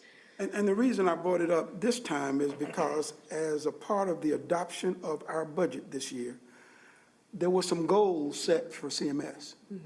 And so I want to make sure that we're tracking their goals so that when it comes to funding the next time, one of the things we have to look at is how well they did against the goals that we set for them. Yeah. And the same is true for the audit departments. I was looking at audit information, and we audit just about everybody we give money to, except CMS. That's right. So what's the, Thank you. when I thought about that, I'm like, why is that? Because they're really a separate entity, and they have their own processes, and they have their own ways that they manage their money, and they're accountable to the school board, and they're not, you know, there's not the same level of accountability, not that there shouldn't be, I'm just saying, there's not the same level of accountability to the county commission as there is to the school board. And I get that, but I think, and see, this is where the rub comes. I remember we had some discussion about these small organizations and how they had to have an audit, the funds audited and all that other stuff to get money from us. Well, we give, More than half of our money. more than half our money, and no, nothing. And so we need to, and I know that's a tall order, but from an auditing standpoint, we need to figure out how we can get some accountability for the dollars that we invest. Okay. Thank you, thank you. And Question, follow up on yours. do you mind me answering and responding to that? A decade or so ago, we used to get like school performance data, student performance, graduation rates, which occasionally we'll present as part of our community pulse report at the board retreat to you. So I think when things shifted, that data stopped coming to us. And I'm gonna be honest, we would go and say, hey, can we get this information? And it just stopped coming. So, and I'm not saying it's under this current superintendent, but we used to, as a county, get that information just as more context. And we could share that as part of my report out to the board to say, here's how CMS is doing, at least on these high-level metrics. So I do think shifts have occurred over the last decade that have resulted in us not really getting what even my office would want. So I do feel like there's opportunity there, but traditionally our structure is more about what can we have more direct control and influence over, and that's where my team steps in as opposed to telling, you know, CMS, like, you need to do all this. So certainly if that's the direction of the board, we can help collect some of that data and share that accordingly, and I don't think that would be a problem based on the relationship and partnership I have with their chief accountability officer. Well, that's good, because we used to get it, and we stopped getting it, and we want it. I just think that, like I say, if you read their number one goal, there's no way you could figure out when you get there. or if you get there.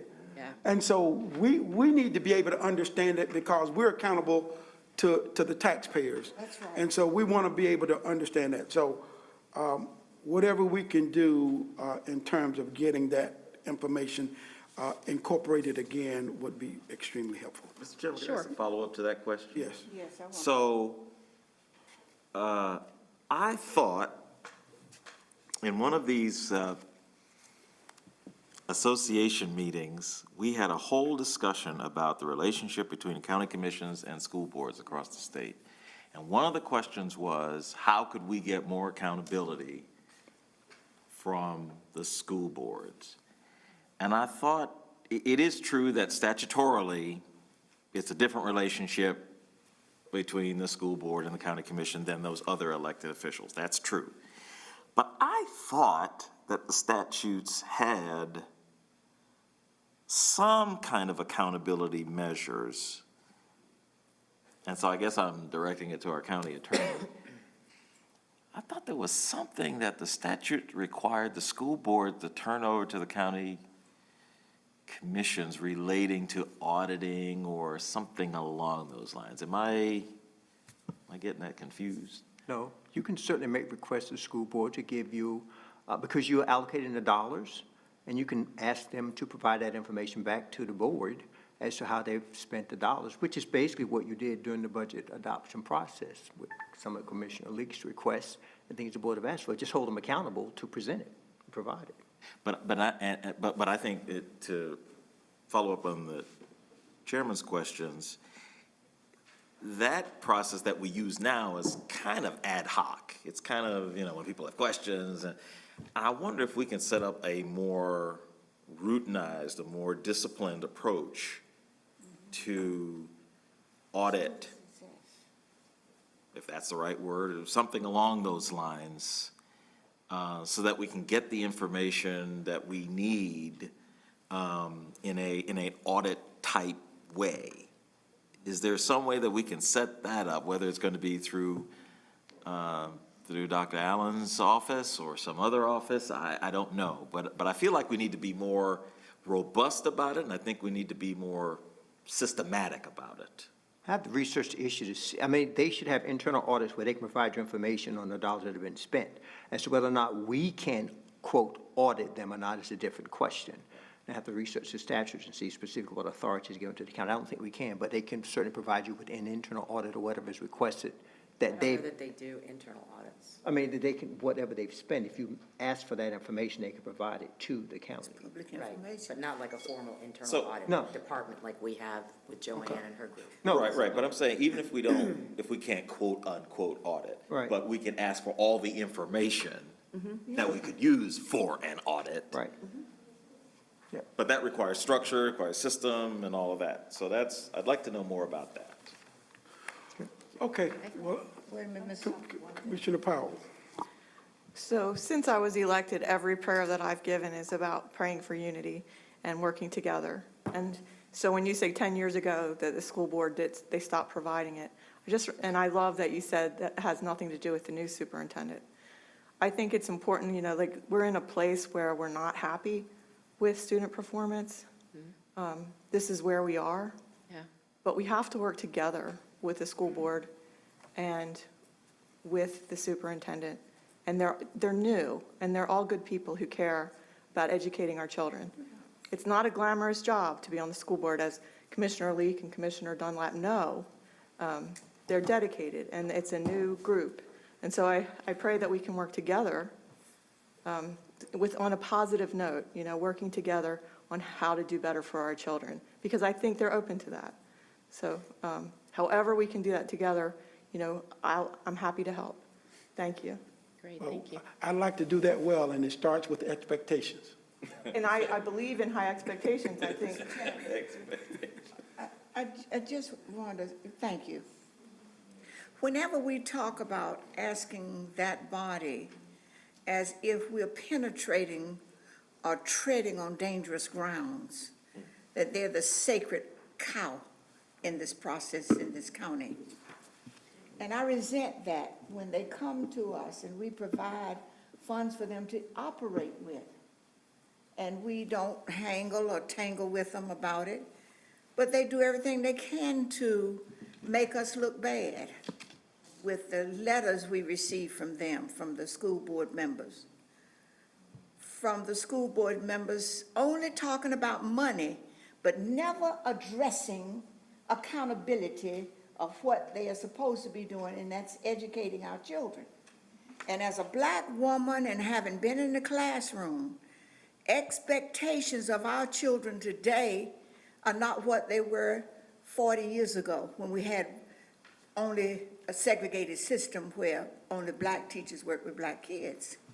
So what's the problem today? And I'm glad you brought that up, Mr. Dunlap. And I don't apologize for asking them to say to us how they spend the money and what they need the money for. We ask everybody else that, as has been stated. So nobody should feel that we're pouncing on that sacred calf of white women who sit on that board. And I just have to say it that way. It has become an issue in the public, in organizations, in meetings that we have. If they're segregated meetings or even if they're together meetings, the problem is you're mistreating the school board people. And that should not be. And the trouble with it is we continue to do it. And that's what caused the divisiveness, is the women on the board saying that we're not treating them right. We don't give us enough money. And they never go to the state where they're supposed to get the money and lobby like they ought to with them. I sat there. I was in the classroom. So I'm speaking truth. I'm not going with my hand out saying, please give me a report. I'm saying, please, yes. But I don't have to bow down to a bunch of white women or black men or whoever's on the board to do something for us that we owe this public. When our kids are not reading, our black boys that's in the 3rd grade are reading on the 1st and 2nd grade level. That's a fact. And you're going to assign students based upon economics. And if that's not segregating the system, it is.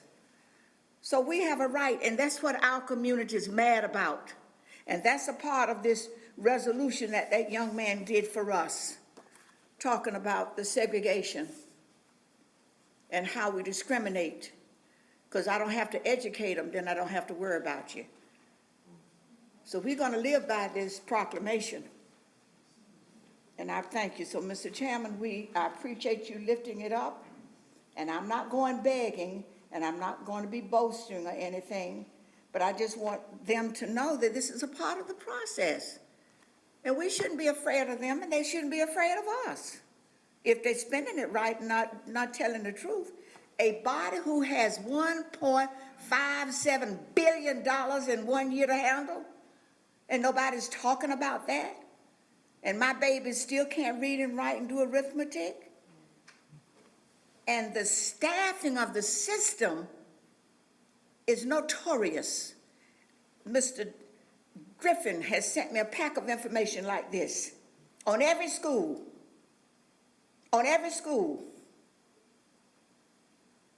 and you are transferring a non-performing principal who's with low-performing children to another low-performing school and has been low-performing principal for 3 years, and you're sending them to Winding Springs from Allenbrook. That's in print. That's on there. And then down on West Boulevard, the Renaissance. The turnover there was 46 teachers this year with all the money that's put down there. And we can't ask you for some type of report and hold you accountable?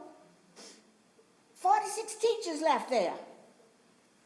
So nobody's mistreating board members. All we're doing is say, let's do it right. And for the weakest of weak. And as long as we're not doing it right, I'm going to raise hell, whether you like it or not. And they have a courting relationship with some members of the board that they feel comfortable with. But we're all on the board. You got 9 people here. They have 9 people. So we've got to do it right. And I'm not mad at anybody. I'm saying what is. And to go behind closed doors and change a process that you asked us to do, and that was a bond, and we voted for it in the very school that they didn't want on the list in the first place before the four of you got on this board. They fought us not to put West Charlotte on there. And that school was built in 1954. And now they're saying to us, we're not going to give you what you voted for. We got to hold them accountable, Doc, or either the community's going to sue them. And I'm going to be a part of the lawsuit. So please tell them, send them through your email. All right. Thank you. Thank you, Dr. Allen, as always. You do an outstanding job. Thank you, Monica. I'm sorry, but I just had to say that. All right. Thank you, Mr. Chairman. So moving on from here, Derek Ramos, Assistant County Manager, is going to come up. He's just going to give you a brief overview of what we're calling Return to Mecklenburg. This is our initial strategy to start to reopen our facilities and things that we're thinking about. Again, because we're not going to be meeting again until July and then August, we want to make sure we start to socialize some of this information for you now. Again, everything is subject to change depending on what the situation is on the ground. The numbers are not looking that good, as you know, which Gibby will talk about later. But again, just wanted to give you a sense of what we've been working on over the last several weeks.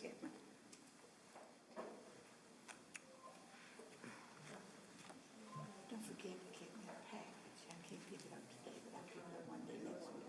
I'll give you several. I don't know how to make this screen work, dear. Some old ones that you had. Yeah, I'll make the slide. I'll put them in a pack. And see what I'll do. I'll take them to the rec center. And then Monica, I don't know what she did to make it work, but she just clicked out of Monica. it, and it worked. Can you help get Derek's presentation up there? Apparently you have the magic touch. Thanks, Monica. I don't know what you did at this point. They just don't hand out those PhDs. No, they do not.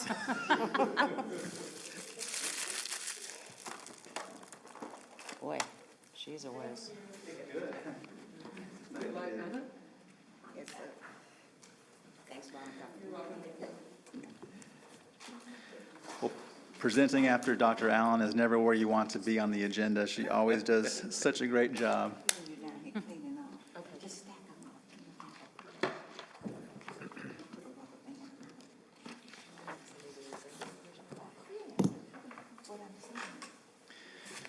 All right, good evening, Chair Dunlap, County Commissioners, and County Manager DiOrio.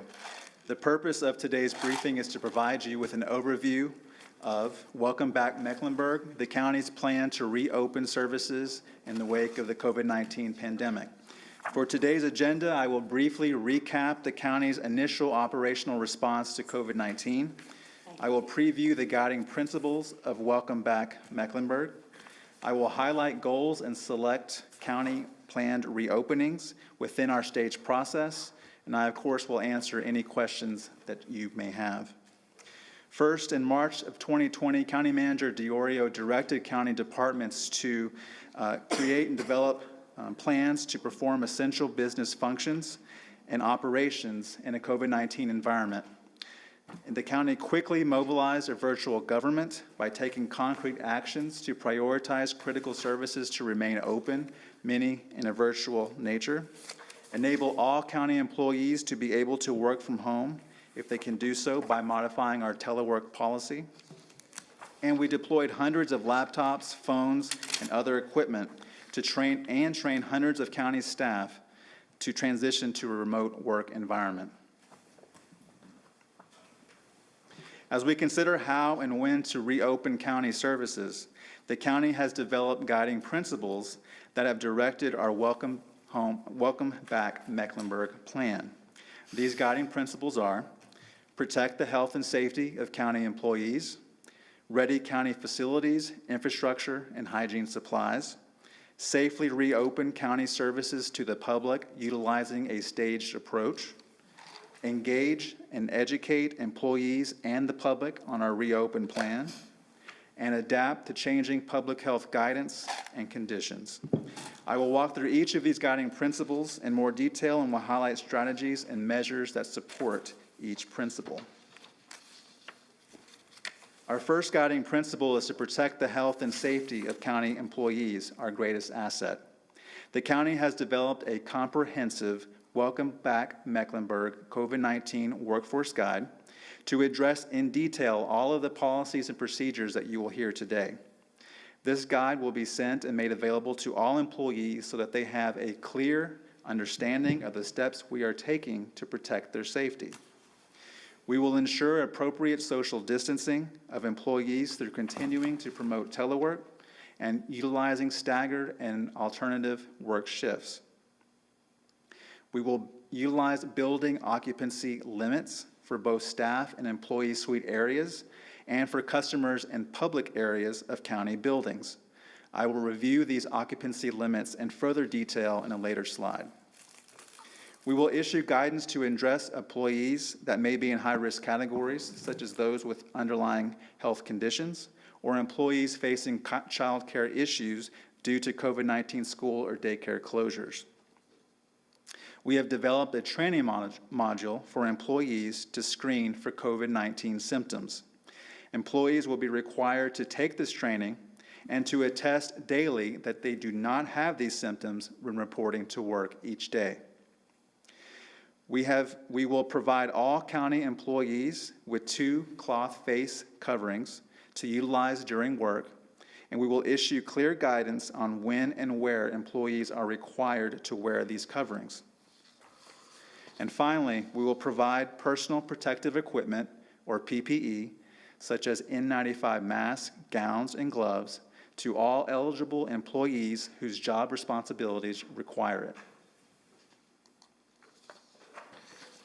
Our next guiding principle is to ready our county facilities, infrastructure, and hygiene supplies in order to support our reopen plan.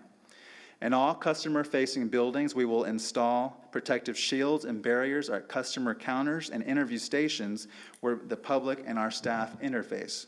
And we will install social distancing markers in buildings and enforce a maximum occupancy limit in public areas.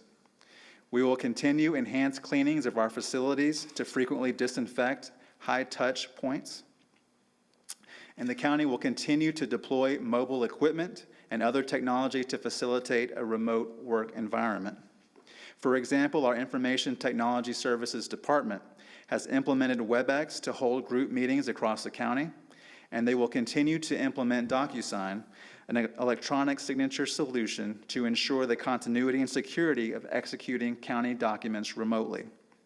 In addition, ITS has supported departments to develop ways for customers to apply for our services remotely. For example, the Department of Social Services has recently launched a web app, dssdocs.mecnc.gov, that allows customers to apply for Medicaid and food and nutrition services online and to upload their supporting documents and recertifications online to avoid having to visit a county facility in person. The county will also modify workstations and common areas as appropriate and will work to ensure that staff have necessary hygiene supplies such as hand sanitizer and cleaning wipes to clean their workstations. Our next guiding principle is to safely reopen county services to the public utilizing a staged approach. The timeline for our plan is a 4-stage approach over an initial 6-month period. Each department has developed a tailored return to work plan based on the unique needs of its business and customers. The reopen of any in-person county services will be based on need and on implementing appropriate safety measures. And we will continue to encourage telework for internal-facing departments and staff whose work can be completed remotely. Now I'll provide you with an overview of our staged approach. I will highlight our goals for each stage and selected services that have opened or will open in each stage. I will not list every service to be reopened and when on this slide, as the details of our plan are subject to change.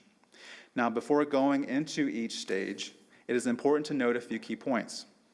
First, the county has continued to provide essential in-person staffing for services that cannot be done remotely when we initiated our virtual government in March, such as essential public health, nursing or environmental health staff, code enforcement inspectors, solid waste recycling drop-off center staff, medical examiner staff, or DSS social workers, to name a few. These and other essential functions have and will continue to operate in person throughout all stages. 2, the county will not immediately open public access to our facilities at pre-COVID-19 levels, so the public will need to continue to access our services utilizing our full suite of service offerings, such as online, through telephone, mail, fax, and/or virtual applications.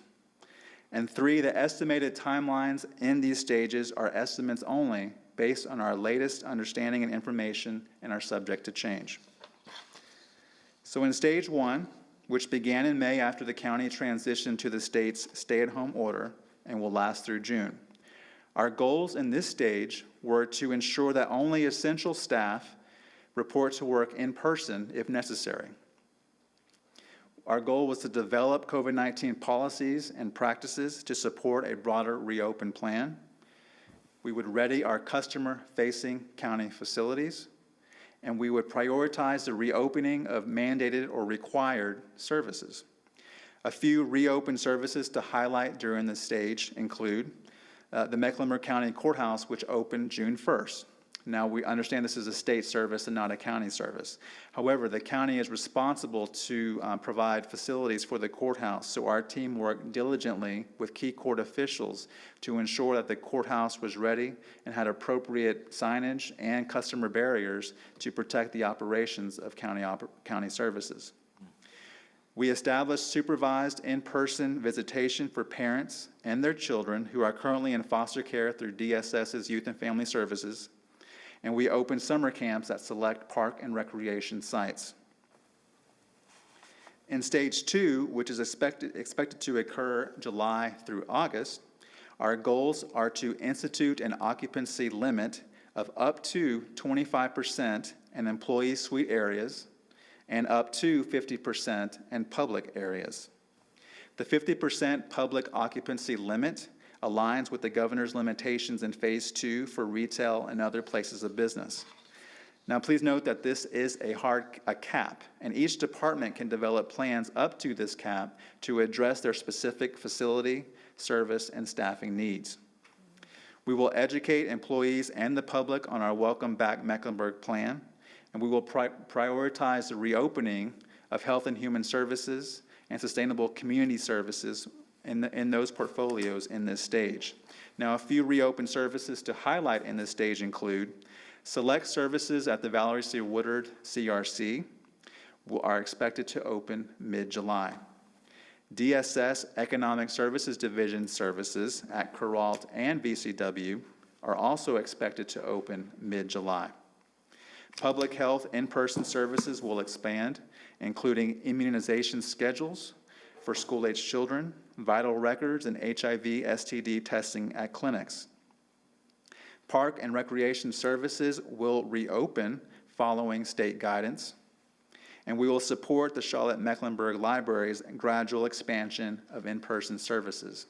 Again, the county is required to support the facilities of the library, and so we will support them in those efforts.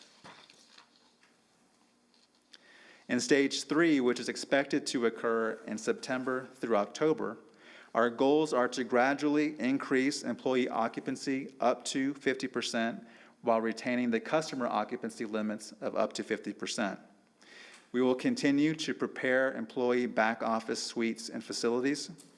We will continue to expand customer services in our HHS and Sustainable Communities portfolio. And we will prioritize the return of internal support services and departments as appropriate.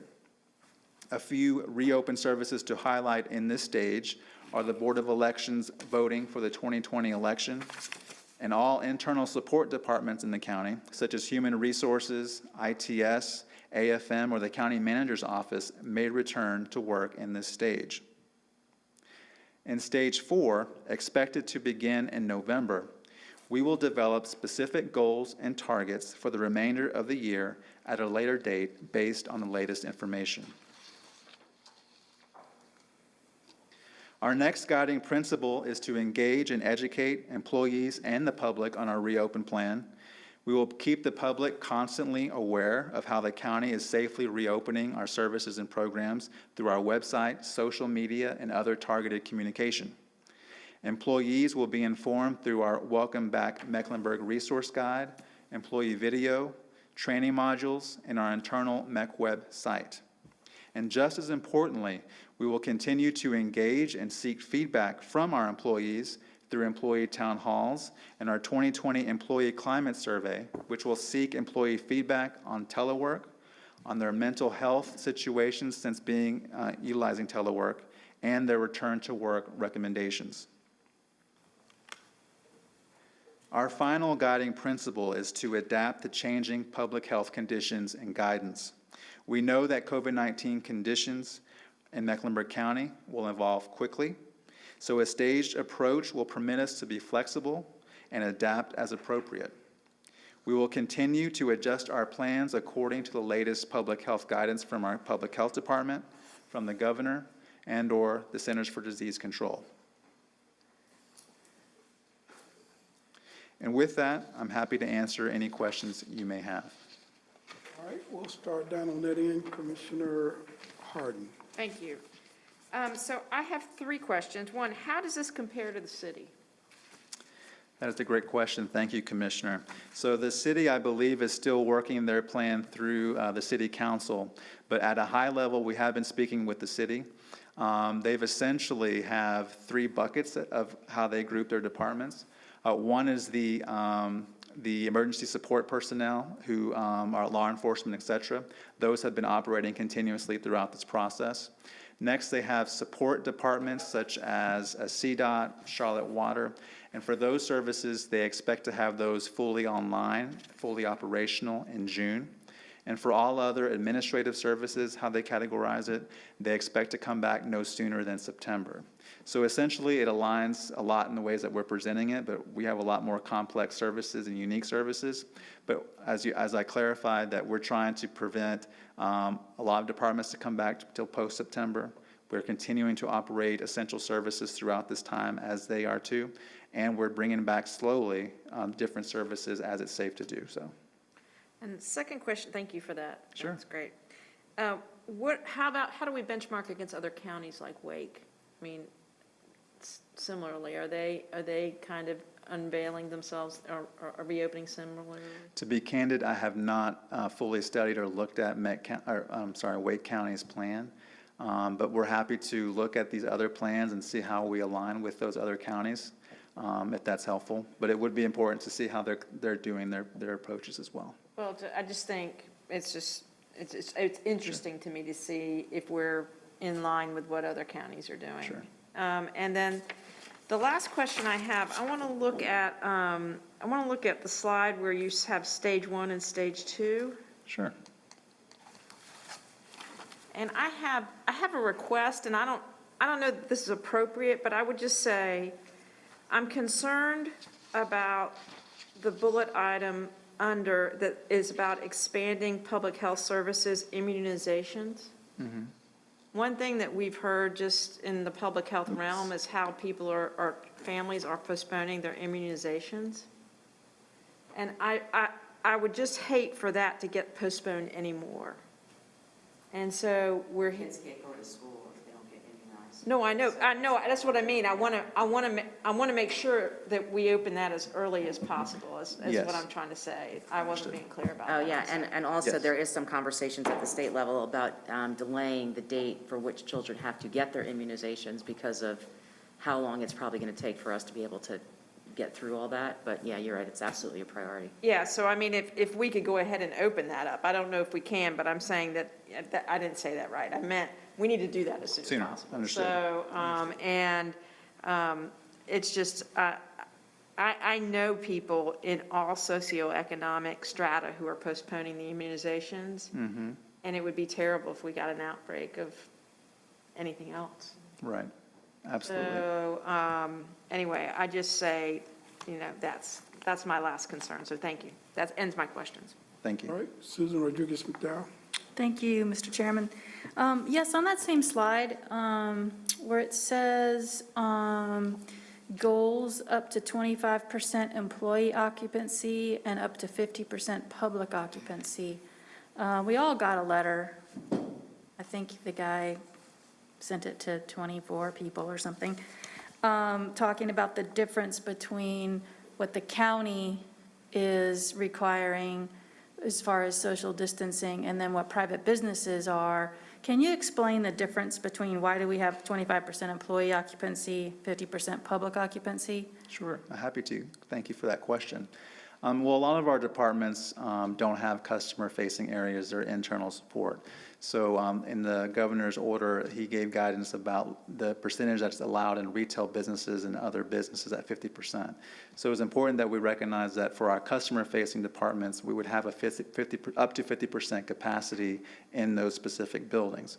Now, for other departments that don't have that, don't have public-facing areas and just, come to work in a different building, then we needed targets for those departments as well, and we didn't think 50% in stage 2 was appropriate to go that quickly from, working remotely to up to 50% immediately. So we wanted to set a target of up to 25% for those back office departments. And again, that's only if necessary. If departments can continue to telework and do their job effectively, we would recommend that and push that to continue doing so. And it's not a requirement that those departments have to come back in to do those functions. Oh, okay, great. All right, that was my only question. Thank you. Thank you. All right, Commissioner Leek. Thank you. Let me first say thank you for your presentation. I have not heard you before. It's been a while. It has been a while, and seen your smiling face. As we look at Park and Rec, and it talks about child care and summer camps, are we having those this summer? We have opened some summer camps already, and we're looking at opening a few more in the future. And the reason I'm asking that, because of what's happening in the community as it relates to those individuals who find themselves involved in the movement that's going on outside of the building. So you're saying that we will have? We've already opened up a couple, and I So believe. that gives our young people some place to be. Yes, I ma'am. said to the sheriff, I wish he were here, in his work, changing our young people, their thought process and how they look, how they dress. And I said they're at least getting 3 meals a day. They're safe, and they are with someone who cares about them. And that's a good thing. So I'm happy about that. So we don't have anything that's controlling the sheriff's office and their relationship with, because they haven't been closed down. Correct. Other than the people standing outside that should not have been there in the first place with ice buckets, summer chairs out there lounging on the grass on the property from the movement. And they were doing some of everything down there, because I've passed it several times coming in to go to the post office. So I'm glad we don't have that problem. But again, those of us who have to pack up our offices and come back, you're going to let us know when to do what? Yes. Yes, ma'am. Okay, then. Absolutely. So we will have the appropriate support, I hope, Yes, ma'am. in terms of boxes and names on our boxes, where to put them. Absolutely. We're here to support you as well and answer any questions you have about that All process. So right, but whatever you'll you let us need. know in time when to come. Yes. Yes, ma'am. Okay, then, well, thank you so you, much. And Commissioner. thanks for what you do. Thank you. You work in that little room, you standing up to that machine, and I don't know what you're saying about us, but you're saying something. But I love anyway, standing. I love it.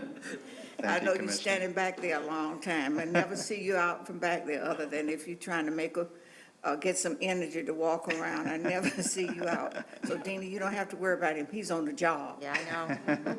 He's always on the job. But Thank again, you, let me say Commissioner. thank you. I appreciate And it. to your family also. Thank you. Commissioner Fuller. Thank All you. right, Thank you. I know it's not really directly a county function, but what's going to happen with the pre-K classrooms? How are we dealing with that piece? So we are enrolling for next year for pre-K. Enrollment is a little slow, but we are pushing out virtual enrollment sessions. We are planning to open all of the classrooms. That's our plan today. We are making a bit of a change, and I've actually talked to Mandy Cohn about this as well, for them to do this for NC Pre-K. Normally, what we've done is, and this is the way NC Pre-K works, is we reimburse based on a child's attendance, how many days that they actually participate, but because we're concerned about what participation may look like over the course of the year, kids can come, kids can go, we don't really know, we're actually going to pay per classroom, because otherwise providers will not be able to afford to keep the classrooms open if it's based solely on attendance. Right. So we're making that change so that we can support providers, so that we know that we're going to have a teacher and an assistant teacher in every classroom, and that no matter how many kids show up, that they're going to be able to participate. Okay.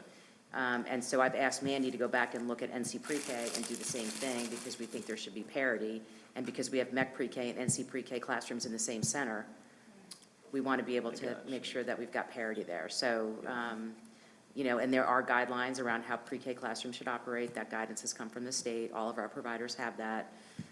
So we're going to move forward. Okay, and when you say open, you mean open when you normally would open, or later, or? Follow CMS's schedule, probably September. I'd have to double check the exact date. I can find out for you. Because CMS is doing that kind of, they're opening on the 17th, and then we're going to go virtual. Yeah. And I got to check out exactly when we're going to open NC Pre-K, MEC Pre-K.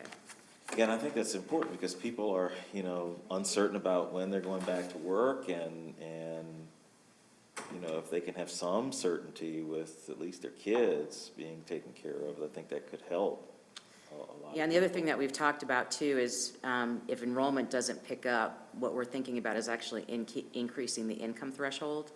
So right now, we're at 300% of poverty. We might increase that a little bit more to open the pool of eligible families to try to fill the slots. Absolutely. Yeah, because we want to fill every slot Right. regardless. So we're looking at everything that we can to try to make sure we fill them all. Okay, good. Yeah, makes sense. Right. I mean, there're just going to be some families who decide to not. They're not going to send their kids. I mean, and we know, and CMS knows that, and the universities know that. There will be. What about District 5? There'll be families that choose not to send their children to school this year. Yeah, well, that's true. That's And true. so, I think we'll see that in the pre-K enrollment. So I think opening it up to other income limits is a good idea. And then I have one other question, if I may. So Commissioner Leek mentioned this. So the move of those of us who are sitting at this table. Bye-bye, baby. Say now, hush. Bye-bye, baby.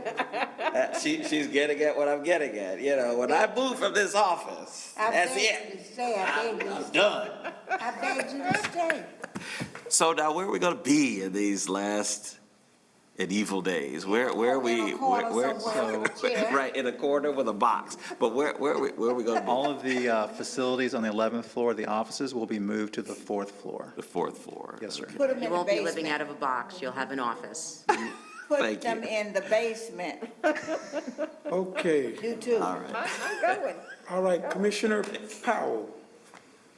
I don't have any questions. Right, Commissioner Cotham, Commissioner Scarborough, Commissioner Jarrell. Derek, thank you for the presentation. I thought it was excellent, great information for us. I especially appreciate the cross-collaboration that you were able to speak to as it relates to the city. I thought that was fantastic. Couple things that I have. I want to, I'm really concerned about the potential of what could happen this fall as it relates to health.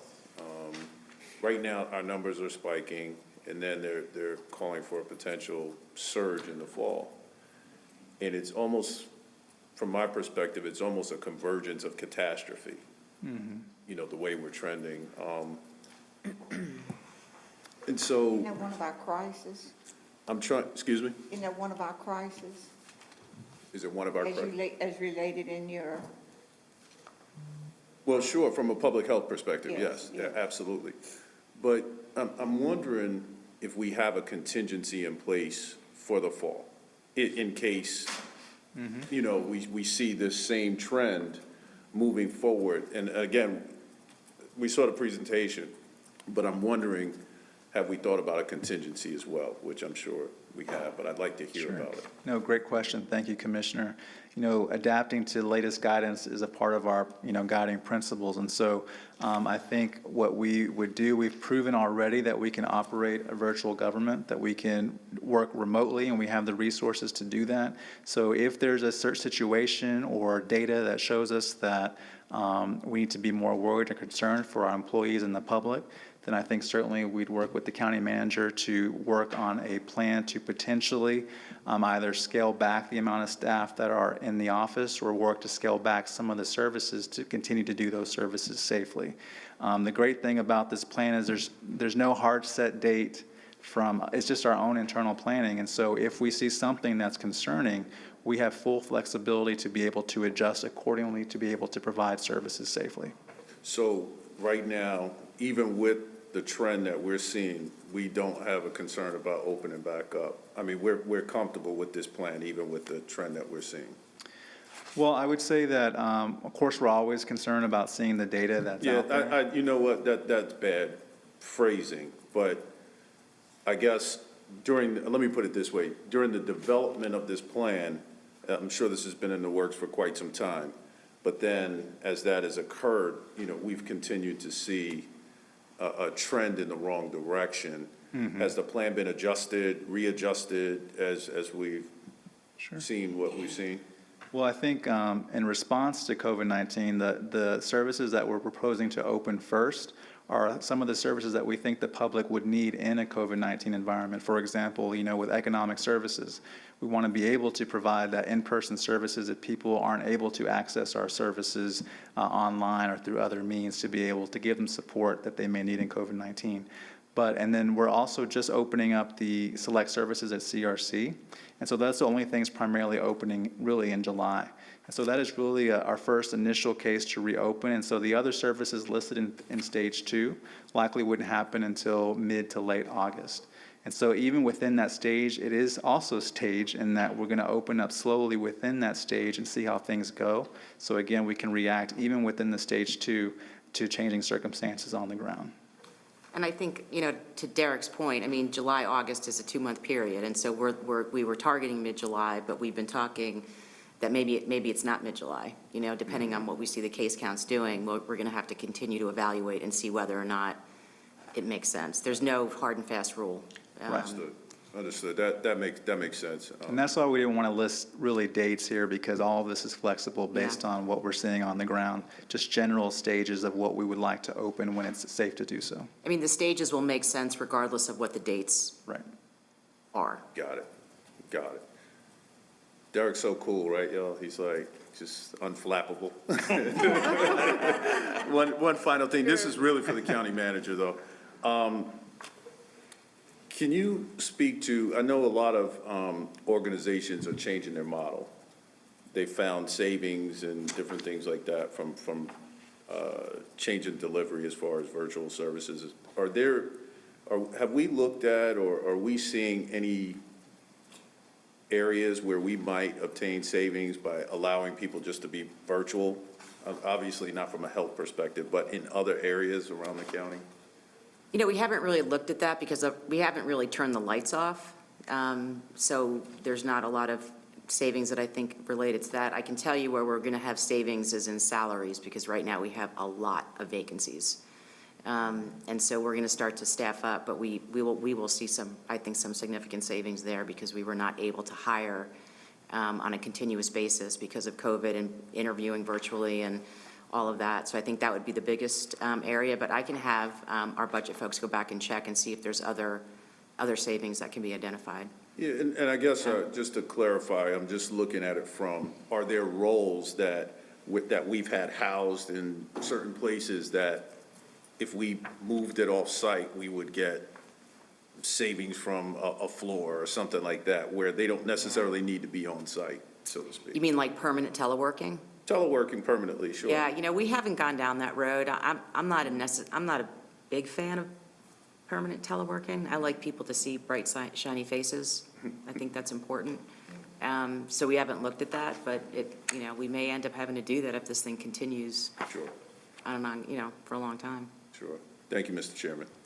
Okay, thank you. And I only had one question, and that is, do all employees know what their status is in terms of whether they'll be coming back into the office and when, or whatever the case is? Yes, sir. Great question, Mr. Chairman. We just started the process to communicate more broadly with employees. And so we really intend to formally communicate a lot of these documents that I mentioned in policies beginning July 1st. So there'll be a cascade effect where we communicate corporate-wide and then have departments communicate with their staff specifically when their services or department intends to reopen and what they should be doing during this time. And so we will have a full comprehensive communication plan, but that will formally really start on July 1st. But we've done a few teasers here and there. For example, today the county manager sent out a video kind of highlighting at a high level our reopening, what we intend to do.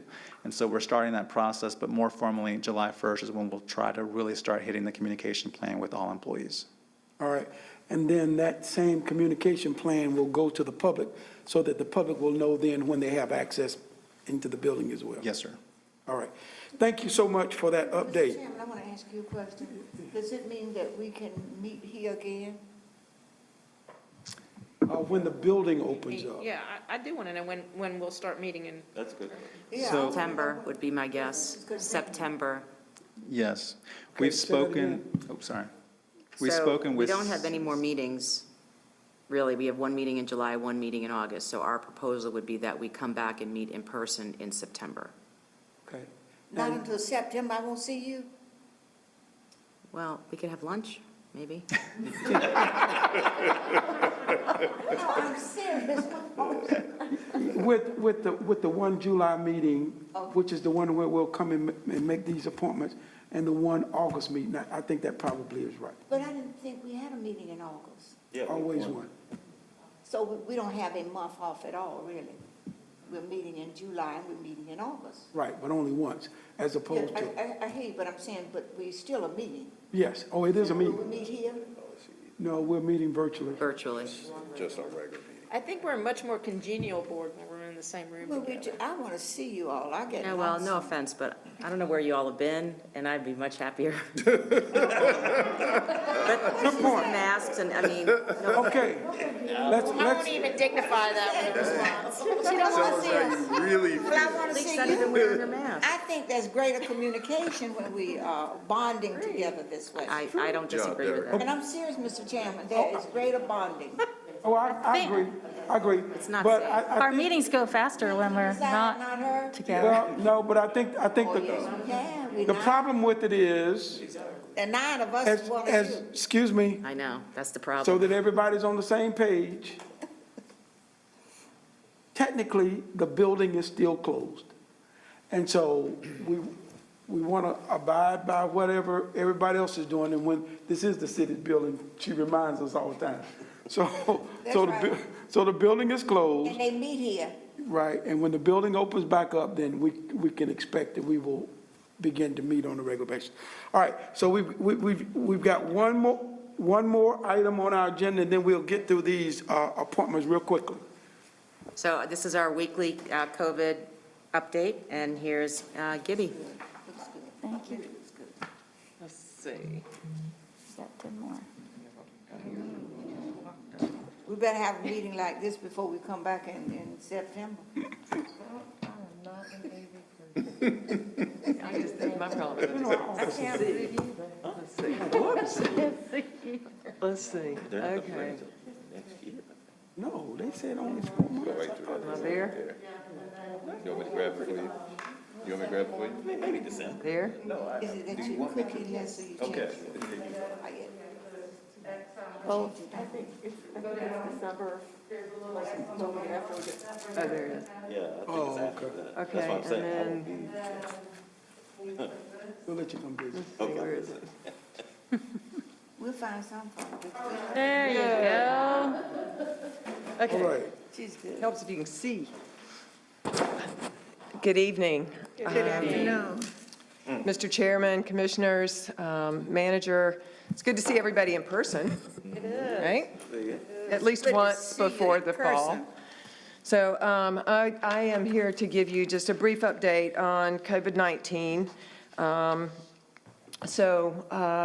Let's see, yes. As of today, we have 8,801 confirmed cases. What'd you say? Excuse me? What did you say, 8,000? 8,801 confirmed cases as of today. Oh, my God. We've had 144 deaths, and we have 21 facilities that are currently still in outbreak status. Are these Mecklenburg residents we're talking about? Yes, ma'am. These are all Mecklenburg residents. If you ever look at the state site, you will always see that the numbers are a little bit higher on the state site. They are saying we have over 9,000 cases, but they are counting cases who have been tested in Mecklenburg County but aren't necessarily Mecklenburg residents. So we screen all the data, and we make sure that we're only reporting Mecklenburg County residents with our numbers. So again, this is as of June 21st. So 2 days ago, we had 8,334 lab-confirmed cases. You can see a slight decrease there. Part of that is because of some decrease in testing over a couple of day period of time, and as well as a little glitch that we're having with LabCorp in the data that they're sending to us. We're working through that with the state right now. It doesn't mean that we had a lot less cases. It just is taking a little bit longer for them to get in the system. Just a reminder about our cases. 3 and 4, again, are young adults. You may be hearing in the news that there are other places in the country that are starting to see younger people testing positive. That's something that we've been seeing all along. 38% have been Hispanic to date, and they are definitely a younger population, mostly between the ages of 20 and 39. 1 in 15 were hospitalized. That's an increase over the past week, and just over half have been released from isolation. You've seen this before, and basically what it tells us is that we have widespread community transmission. We do have some parts of the county that are more heavily affected, but there is no part of our county who is left without COVID. 142 deaths as of the 21st, and you can see they are spread out over time. One of the things that they are seeing nationally, and we are watching this closely, is that there seem to be fewer deaths per number of cases. Our mortality rate has been hanging around 2.4 most of the time. We're still seeing that, but we're watching that to see if that changes any. In terms of our deaths, what we're seeing, again, almost 90% are 60 years and older, but we are seeing increase in numbers in individuals between the ages of 40 and 59. That is over 10% of the deaths now. And all but 2 of our deaths have had other underlying health conditions. 62% of our deaths have been in long-term care facilities, and almost 58% were non-Hispanic white. So you're saying if they're non-Hispanic? Non-Hispanic whites. And a lot of that is because 62% of our deaths are in long-term care facilities, and those facilities have larger numbers of whites in them than the other races. In terms of our percent positives, over the past 7 days, our percent positive rate has been 9.4%. That's actually a slight decrease from the previous 7 days, down from 10.5%. I like seeing decreases. Don't see them very often, unfortunately. We're still averaging about 2,500 tests per day. That varies some. We've had about 135,000 tests completed in Mecklenburg County to date. And you can see the decrease in the number of tests over the last couple of days, and that has translated into a decrease in the number of positives as well. 128 average daily hospital census. That is up from 106 over the past 7 days. And as you can see, our hospitalizations have been on a steady incline since about the middle of May. We're, again, watching that very closely as well. That has translated into increases in our ICU beds as well, but we're not seeing a significant increase in the use of ventilators. So again, watching this very closely. And of course, this has not been updated. This is a model that we are using, that many are using in the country, that helps us look at social distancing, and it's not been updated since the 13th of June, so we don't have the most up-to-date, but that, you know, that number continues to trail downwards, and we're almost back to baseline before we moved into our stay-at-home order. So just a couple of quick things. We're continuing to work on testing. We're daily working with the North Carolina Division of Health and Human Services, as well as the North Carolina Division of Public Health, as well as emergency management, looking at options for increasing testing. We're planning around this with our partners. We're accessing supplies and PPE for those who have the ability to expand testing. We're developing additional partnerships, both private as well as public, and we're working with the state to improve data availability. A couple of things that I want to point out here. The data availability has been a real challenge for us. As you know, when we report our positivity rate, we're only focused on the data from Novant and Atrium because that's the only place we have consistently gotten the negatives as well as the positives. The state is finally starting to provide us with some additional data. We're almost at the point where we can include the CVS testing data in that positivity rate as well, so we'll see what that does to our numbers. The other thing that I will point out is we're accessing supplies and PPE, and we're looking at partnerships, but what we're hearing from our hospital systems is they are maxed out with their testing. What it will take is a number of different things for them to be able to expand testing, but the biggest need is additional staffing. And so there's some conversations happening with the state around that, about the possibilities there. But I will tell you, as the number of people in our hospitals go up, our hospitals are having to pull back the staff that they had been using for testing to be in the hospitals doing the work they were doing before they started doing testing. So we're working through some of those things. It's just some challenges that we have to try to accommodate and look at other options. So here's another option. You've probably already heard about this. We are providing testing this Saturday and Sunday at the Valerie C. Woodard Center. We will have, we're working with Mako Laboratories. They are doing the collection and the testing. It will be at no charge to us. The cost to us is our staff time, which is pretty precious these days, but we're making that available. Emergency management is helping us with some staffing, and we are working with some churches that are helping us with volunteers. But Mako is providing the staffing that will collect the testing, as well as the supplies for that. They will charge insurance if people have it. Otherwise, there will be no charge to anybody coming through. No one will get charged a copay. No one will get charged if they do not have insurance. We will have 4 testing lanes for drive-through, and we will have 1 tent for walk-ups. That's one of the problems we're having with CVS. Their only options are drive-through. You cannot walk up and be tested, so we're making sure that we have that available as well. This will go from 9 to 3 at the Valerie Woodard Center, and you can see the list of folks that are eligible for testing. You can just about fit anybody into that. So there's not a lot of constraints on who will be able to be tested. We have the ability to test up to 1,000 a day. I think you're going to have that.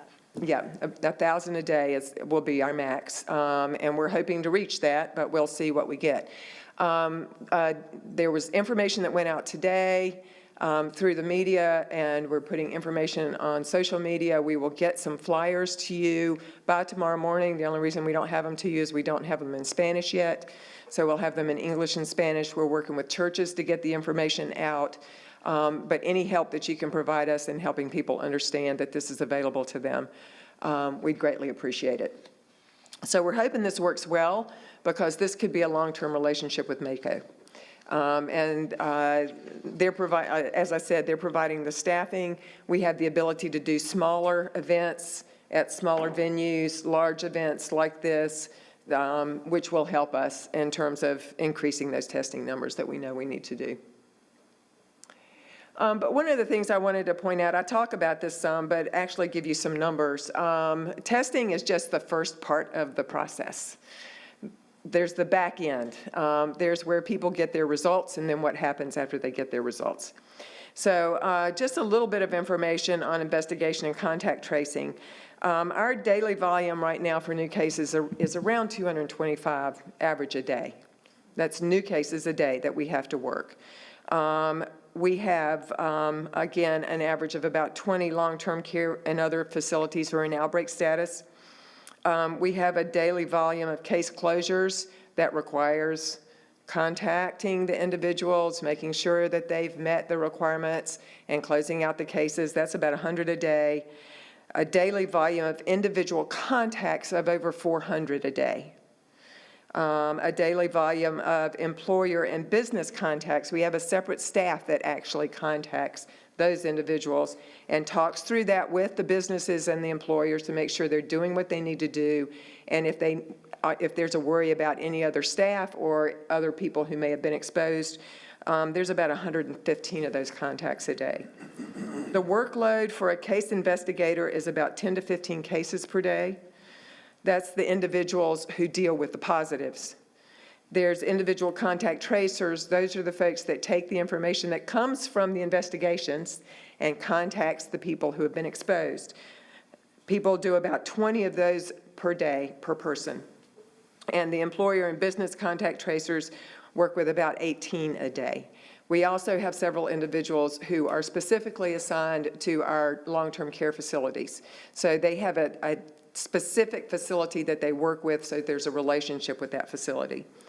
And I want you to know that this operation goes on 7 days a week. Most of our staff are working at least 6 days a week. We're asking everybody to work 1 day a weekend. And this has been going on since March. These folks work endlessly. They're in there at 7:15 in the morning. I start getting tweets at 7:15, not tweets, texts, excuse me, at 7:15 in the morning telling me the new cases that have already been worked. So I just want to make sure that people understand the backside of this is a lot. And this doesn't include the data entry and some of the other things that support that work. Resources for our congregate sites. We talked about this a little bit, but there's a number of different things that we provide to them. I'm not going to read through all of these. I think you have the information. But again, just making sure that you understand that there is regular communication with these sites when they're in outbreak status. And again, it's the same staff person who is interacting with them on a regular basis unless they need something that that staff person can't provide. And we are making visits to some of our sites who are having particular issues so that we can work through those issues with them. Again, you've seen most of this, outreach to vulnerable populations. The only thing I added to this is working with the Business Roundtable Communication Work Group to make sure that we're in lockstep with the communication that they're working on now and that we help them get that out in the best possible way. Now, I know this is an issue that's a pretty hot topic right now, and this is the issue about masking. Pleased to see everybody with their masks on today. Thank you for that. I thought this might be just an interesting map for you to see because this shows you the dark blue are the states who have recommendations, all the way to the pink who have mandatory masking. And within states, there's some variability around that as well. Just so you know, if you don't already, the CDC is working on some specific clarification around masking, and that should come out in the next couple of days. The governor will probably make an announcement about masking tomorrow. That's an expectation that we have based on conversations we've had. There's lots of local discussions about it. You've heard the mayor has asked the governor to go ahead and move forward with some masking requirements. And I believe it was Matthews that passed a resolution last night about requiring some type of masking in the county. Again, the main issue is enforcement. And we need to find a way to, whether it's encourage or require masking in a way that doesn't stigmatize people and doesn't create situations where we put law enforcement in a situation where they're trying to enforce something that could incite something else. So we're trying to think through all of that, making sure that we're doing this in a very thoughtful way, and that hopefully we'll see what the governor comes out with, but we just want to really embrace masks and help our community embrace masks. The point about masks is they work when everybody wears one, right? Because you're protecting me from you, and I'm protecting you from me. So the studies that are coming out right now, there was a particular article written about Minnesota, Minneapolis. When they started with the protests, they handed out a lot of masks. And there was some significant testing done shortly after that of large numbers of people who attended those protests. 32,000 were tested by one company with a positivity rate of 1.8%. That's low. Another 8,500 were tested by another company, and the positivity rate was 0.9%. What they believe this means, and they're seeing that play out in a couple other places in the country where they've done some mass testing like this, is that when you're outside and when you have masks on, it limits the exposure, right? And so the positivity rate from people who were in those events is very low.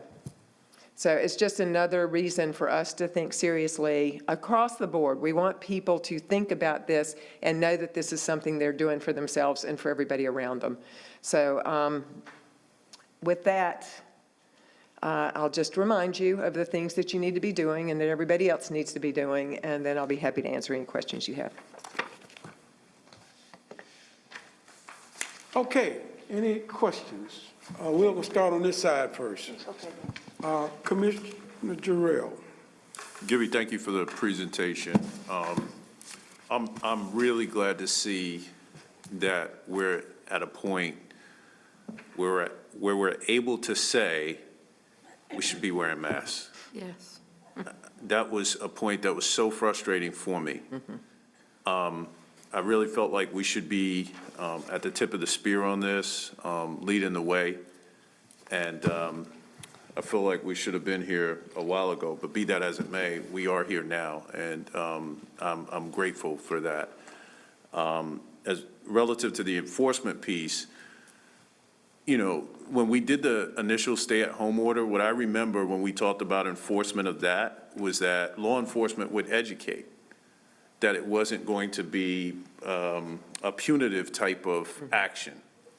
And so I hope that they're able to engage the same way if we're able to get to this next step, making it mandatory, because again, we don't want there to be a stigma. And also just find alternative means to be able to provide the material to people that will need it. That they So, need. exactly. So I am glad we're here. I know we were at a point where we were talking about, there was a target that we wanted to test in our community. What was that number again? I know it's changed a couple times because at first it was, can you just remind us what that target to test is? So the target initially was 5% of our population in 30 days, and we met that target. The next target that was sort of pitched out there by I guess by the federal government as well as the state was 20,000 a day. which is significant, and obviously way more than we're testing right now. We are working, I mean, the state has backed off of that number to some extent. They still want to see us expand testing. We are working, as I mentioned, we are working with a number of different entities at the state level, but also trying to help them understand that at this point, providing us with supplies isn't sufficient. It's going to take manpower to do some of this. That's one of the reasons I really appreciate the work we're doing with MACO right now, because that's manpower that we're not having to provide. Granted, they're a business and they're getting paid for it, and we appreciate that, but it's helping us expand that testing. So we're working with the state, and I do know that the hospital systems are working with the state as well to see what the possibilities are there to help them expand testing. But essentially, I don't mean to cut you off, I want to speed this up. Essentially, we're at a point in our community where this board has been talking about for a while, where everybody who wants a test essentially can get a test. Pretty much. Essentially. Essentially. I mean, obviously, you had the parameters there. There is a point that I want to touch on. So this past weekend, we went through Juneteenth celebrations, massive celebrations throughout the community. In you as a public health director, you cannot think of everything. Your team can't think of everything. And I want to take ownership on something, because we had a missed opportunity, and I didn't have the foresight to really come to you and to allow us to be proactive in addressing certain things in the community. So these celebrations at mass gatherings, people were out in droves. Not everybody was masked up. And moving forward, there's nothing we can do about that. But we know the 4th of July is coming up. What I would really like to see us do is set a strategic plan, understanding where these mass gatherings will be.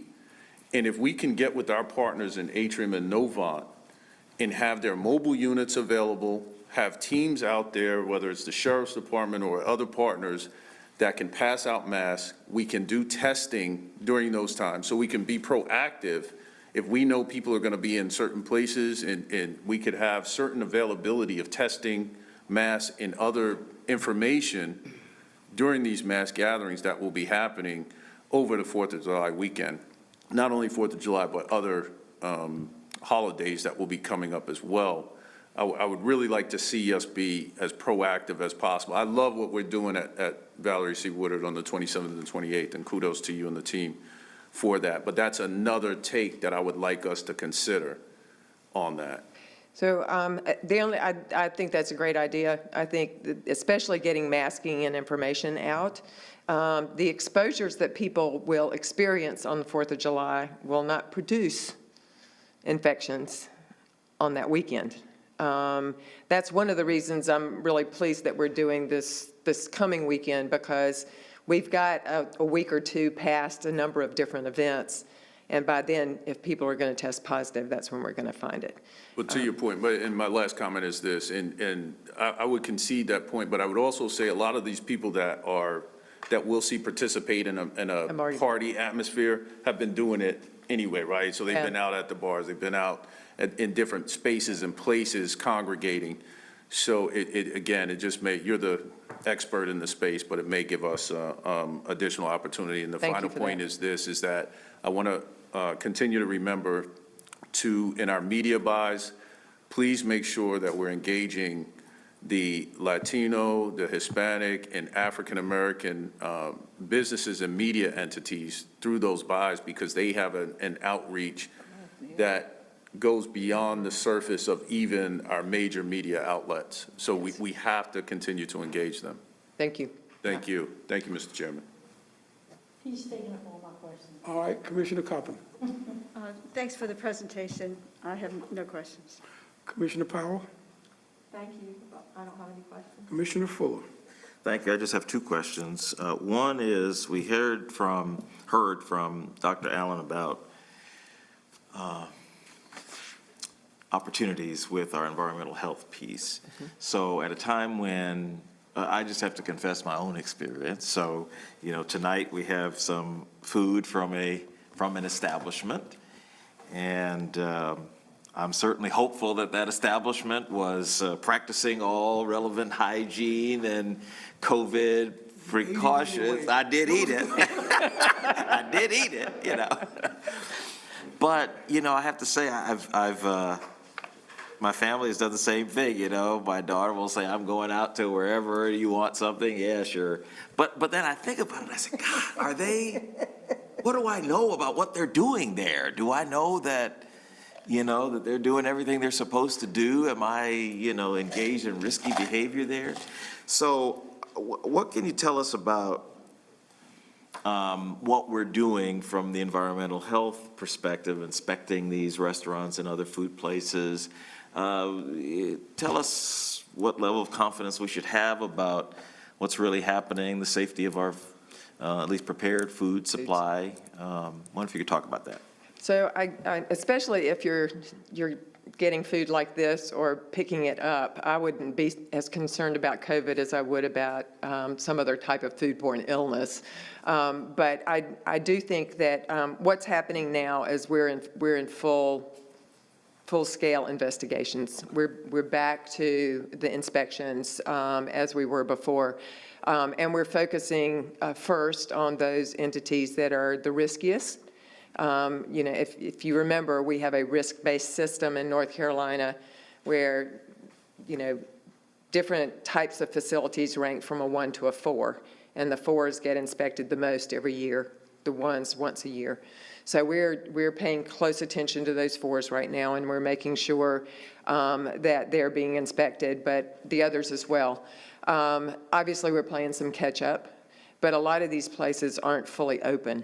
And that is allowing us a little bit of grace period to get back on top of things. And the state is providing some grace period as well. So we were having virtual conversations with many of these places that were open before about what they were doing, how they were doing it, those sorts of things, and did spot checks during the whole COVID process up to this point. But now we are actually back in the facilities for doing the inspections. So 100%, no, we weren't at 100% before COVID hit. And part of that is because of the vacancies that we have.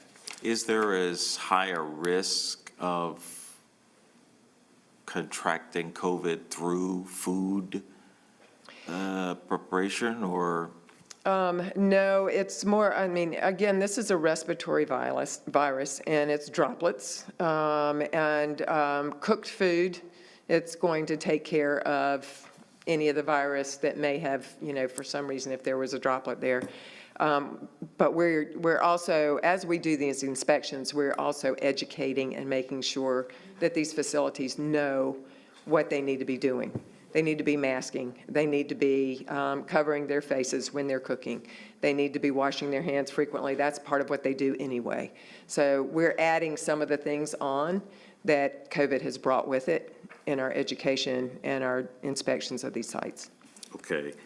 All right, so my second question has to do with our masks. And I know a lot of people are talking about it. You mentioned the governor may be doing something about it tomorrow.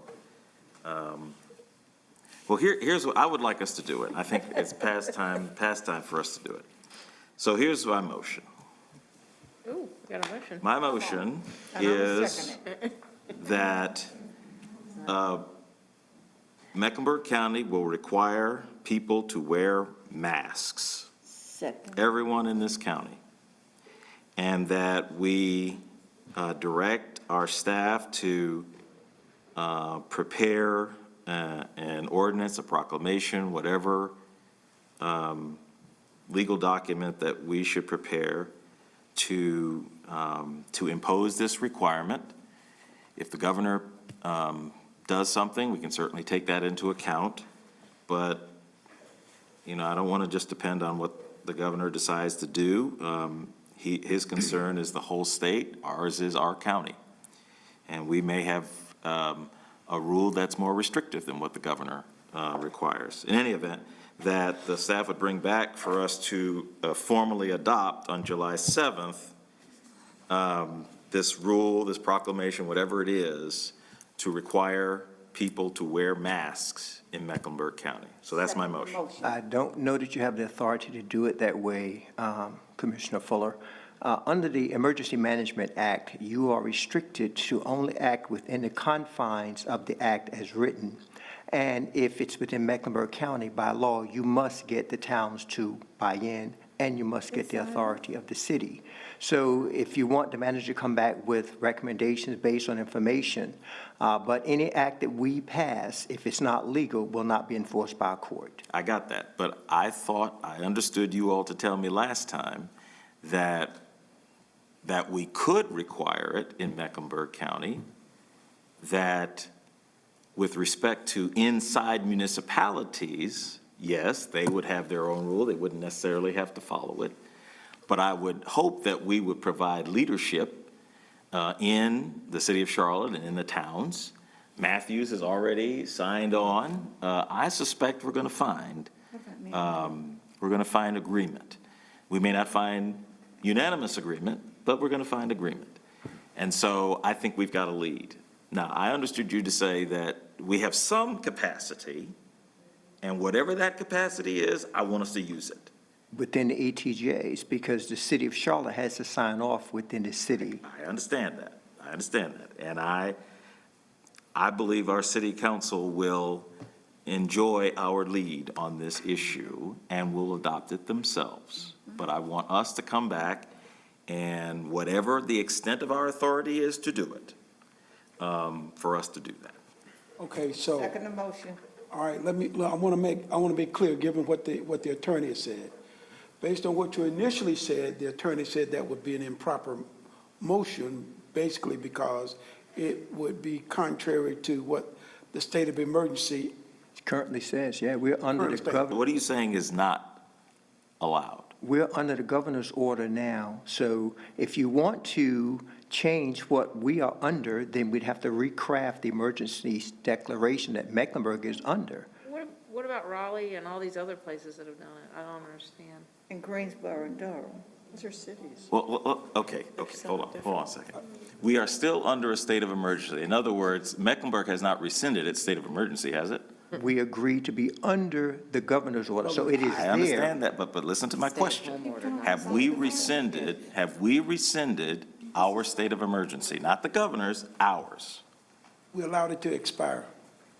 Not our state of emergency. No, I'm Our talking about state of stay-at-home- emergency. Our stay-at-home proclamation has expired. I got but that part. Our stay-at-home emergency is still in effect. Right, I mean, our state of emergency is still in effect. right, so we're still under a state of emergency. We are still under a state of emergency, a local All state right, of emergency. even in Mecklenburg County? Yes. Yes. Okay, so tell me what's improper about having Because a this- masking requirement. Whether it goes to the municipalities is another issue. But it's a separate document, and you can't do it under the state of emergency. You'd You have have to to- adopt a separate Right. proclamation, like we did with the stay-at-home proclamation. Okay, So so what we can here- do is we can go back and see, I know the city will sign on, we already know that the city's supportive, we know the town of Matthews is. I believe the town of Davidson is. Town of Cornelius is not. Huntersville, as far as I know, is not, and I don't know where Pineville and Mint Hill are. So all we can do is go back and see how many municipalities would be willing to sign on, and we can bring that back July 7th, and have you vote on that and see, see how far we get. I do think the governor, as soon as tomorrow, is going to put something out. That's what I'm hearing. Of course, you never know what'll happen. But my understanding, based on the conversations that we've had, is that it's going to be a requirement on business to enforce it for their employees and for people who go into those businesses. That's what I've heard. Now, of course, this could all be different. It would not be a general requirement that everybody wear face coverings. So Right, what and you're proposing would that's be what I'm- different. Yes, it than is. What I think the governor may do. Yes, right. But we'll have to What wait and is- see. Wait a minute. Let me finish. I'm not- One person at a time. Right, I'm not finished yet. So again, my motion is for us to require it in Mecklenburg County to the extent of our legal authority, Okay, that's different. and to the extent that others come along, fantastic. But I want it to be clear that we, the Board of County Commissioners, Right. are putting a rule in to require masks, not just for businesses, but for everybody to the extent of our authority. Okay, Trevor. That's all I'm saying. So are you saying that that's not legal? With that caveat, to the extent of our legal authority, that's much better. Okay, that's fine. Lawyers. So we can clean this up Yes. without all the other stuff around it. Make a motion without all of, Well, I just, And I'll Trevor, remake it. Trevor, I'll can I- remake it. Can I ask you to consider something for your motion? No, Yes, what? Well, if we do it, I understand we need some, but if we do it now, it'll be in place for July 4th. So Oh, I we're going see. to put it in place and it'll be July 7th and it kind of misses on Jarrell's point here. So That's a good point. That's a good point. I would share with you, there is some, if we can do it quicker. Okay, the But only here's- reason why I here's- said let me just that, Let me just say this. But- So but what, what she's if saying you is that you adopt take this Wait a minute. and we get others that agree to do it, all it takes is the signature of the The chairman. chair. Right. So if you adopt it tonight, we can go and try to execute. There we go. We don't need to bring it back on July 7th, because I think, right. and have you vote again. I don't know that there's any Okay, point in that's fair. voting again. second the motion. If we can do it with the chairman's signature. okay, so let I'll take that Commissioner friendly Fuller, let Commissioner Fuller Okay. make his motion, and then we'll carry it out. all right, so my motion again is that we adopt a rule today to require masks in Mecklenburg County to the extent of our legal authority, Period. and that, well, that would be That's it, it. right? Second That's the it. motion. That's it. And then we can go back and look at like the Orange County one Okay. and the Second the motion. Raleigh one. That's and my we'll motion. pull All something right, it's together. been moved and properly second. Discussion. I'm in favor of Wait, it. hold up, this is discussion. Commissioner Cotham. Oh, thank you. And I do believe the governor is going to do something. I just have concerns about confusing the public. And I know we talked about this at a last meeting, I just worry that we're going to keep confusing them. And then if the governor comes out, it's just, and then I understand something happened in Raleigh where they couldn't, about the July 4th holiday, that there couldn't be any, they would have to go on, so there was no reducing of them. I read that on Twitter earlier. But I just really struggle with this when I think the governor is definitely going to do something. But you don't know what. And I also struggle that this wasn't on the agenda and, we didn't really have, and it's, we've been sitting here for a long time and I just struggle with the timing of this.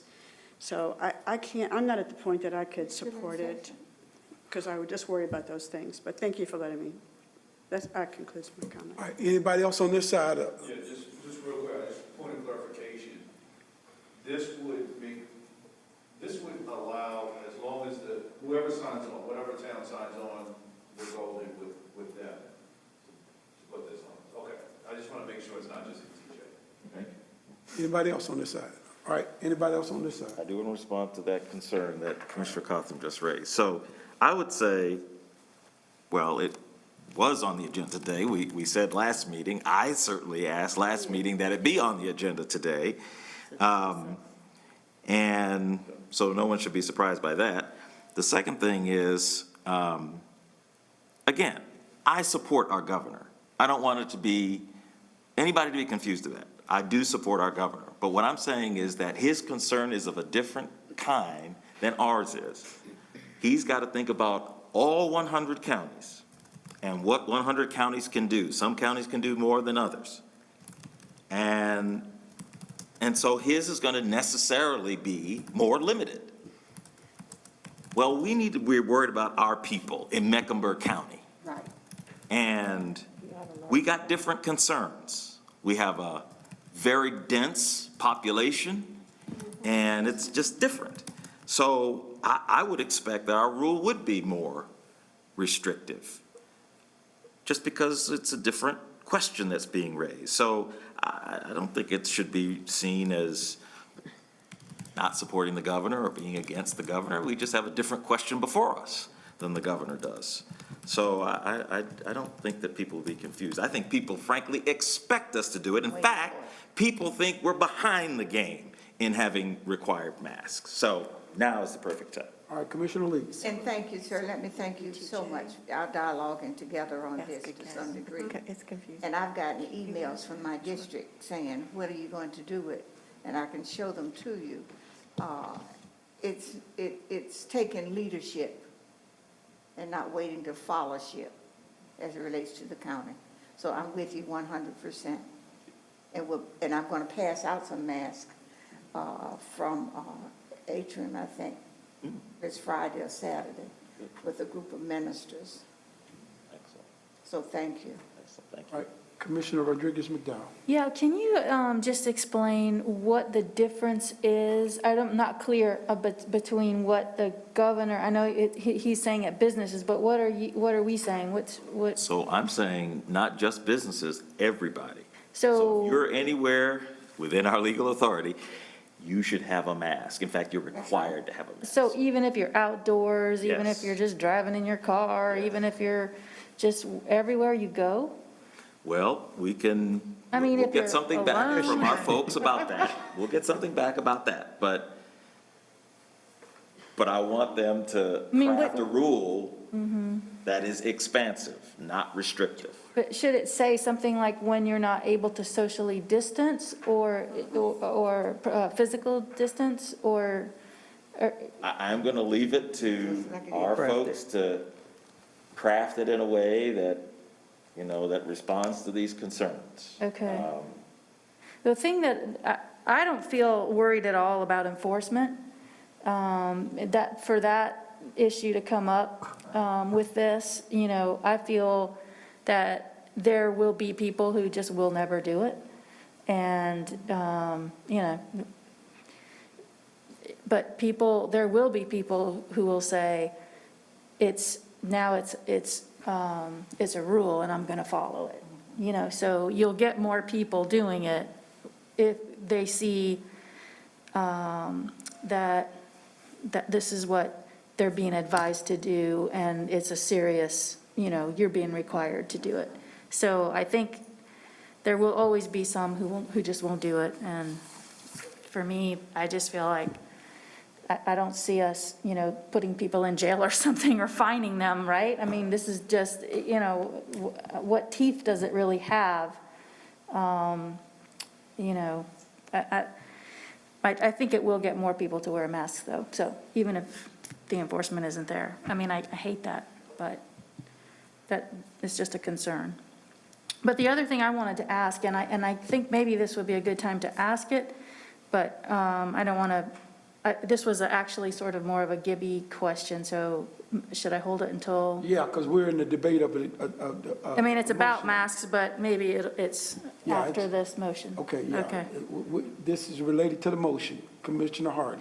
Yeah, I'm going to support it. I can tell you that I've had a lot of parents tell me that they're worried because of the rates are going up that school won't start.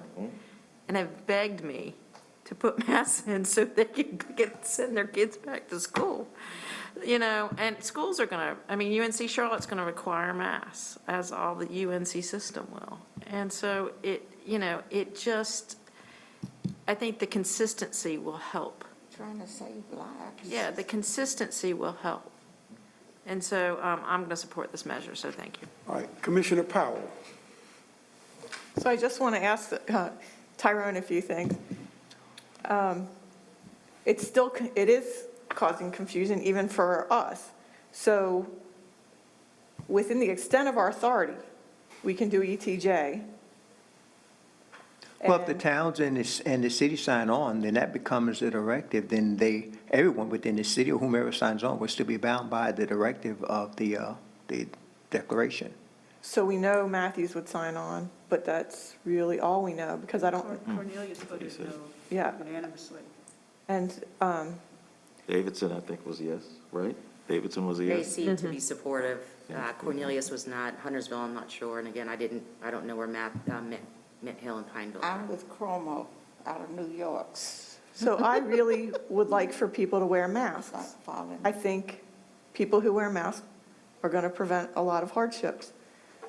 But, like, will this address people that can't wear masks, like people that have phobias or people Yeah, that. and if you look at the Orange County one, there are exceptions for Exceptions, children and, other things. So You build that like I into said, the we'll look at directive. others and we'll craft for something that medical takes that into reasons. consideration. That's it, done. So all of that would be included, like, because when we voted, Commissioner Fuller made a motion last week to ask for a recommendation. So I thought we were getting a recommendation today that would have all of this in it. So what you asked us to do was to bring a recommendation That's back on right. July 7th. You didn't ask us to bring a recommendation back today, Right. Okay, why we so, don't have one. okay. But now we're accelerating, so And we you can will. wear them on the greenways, okay? But what we can do is we can craft something and we can distribute it Yeah. to you all to look at. We won't just write something and have the chairman sign it. So we'll make sure you have a chance to look at it. We'll try to turn it around quickly. Yep. That's a great process. I like that. Yeah. Okay, so my only question was, how is this different from what I asked the last time we met? Nothing. Well, we didn't bring forward a specific draft recommendation That's for you right. to look at. So what you will do then with this motion is that you will bring forth a particular draft We're going to do it by email, so you're going to have, that you will disseminate for all the commissioners for feedback, and then you're going to give it to me to sign. Right. correct. All right. So any other discussion on the You motion? don't have to sign it? No. Okay, Okay. All right, hearing none. sign that. All those in favor of the motion, let's see by a show of hands. All opposed? 2, that's 7-2. All right, now, we are back to questions for Gibby, and I cannot remember where we stopped. Trevor. Yeah. Fuller? Yeah, I was the one that started on No this. more. Okay, Commissioner Lee. I just want to say, Gibby, I just want to say to you, I see you every day when you come on TV, you and our manager. And I wonder if you have a staff. I've asked this repeatedly. When I say that, Dina has her staff. Do you have anybody that's under you, the second person under you, a third person, and you all meet? Do they ever come with you anywhere? I don't see them. No, you don't, because they're working. I don't They let can them out still of the be house. working and still here. They are, they have been with me occasionally. I haven't seen them. But recently, if you come out Saturday or Sunday to the testing site, you will see them. They'll be on the ground doing work. These guys are working constantly, and into the evening and on weekends. So pulling them away from that work is challenging for them to be here with me. But all of the information that I'm providing to you comes through the work that they do.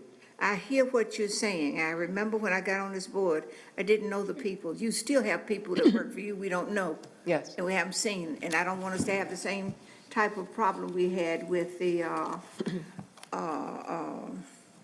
zip code problem with the women. It's always good to see somebody's staff, whether they stay or come through and then leave. Okay. Because we have not met these people, and I understand you have some new people working. We do have some new, our new deputy director started mid-March, right smack in the middle of all of this. Right.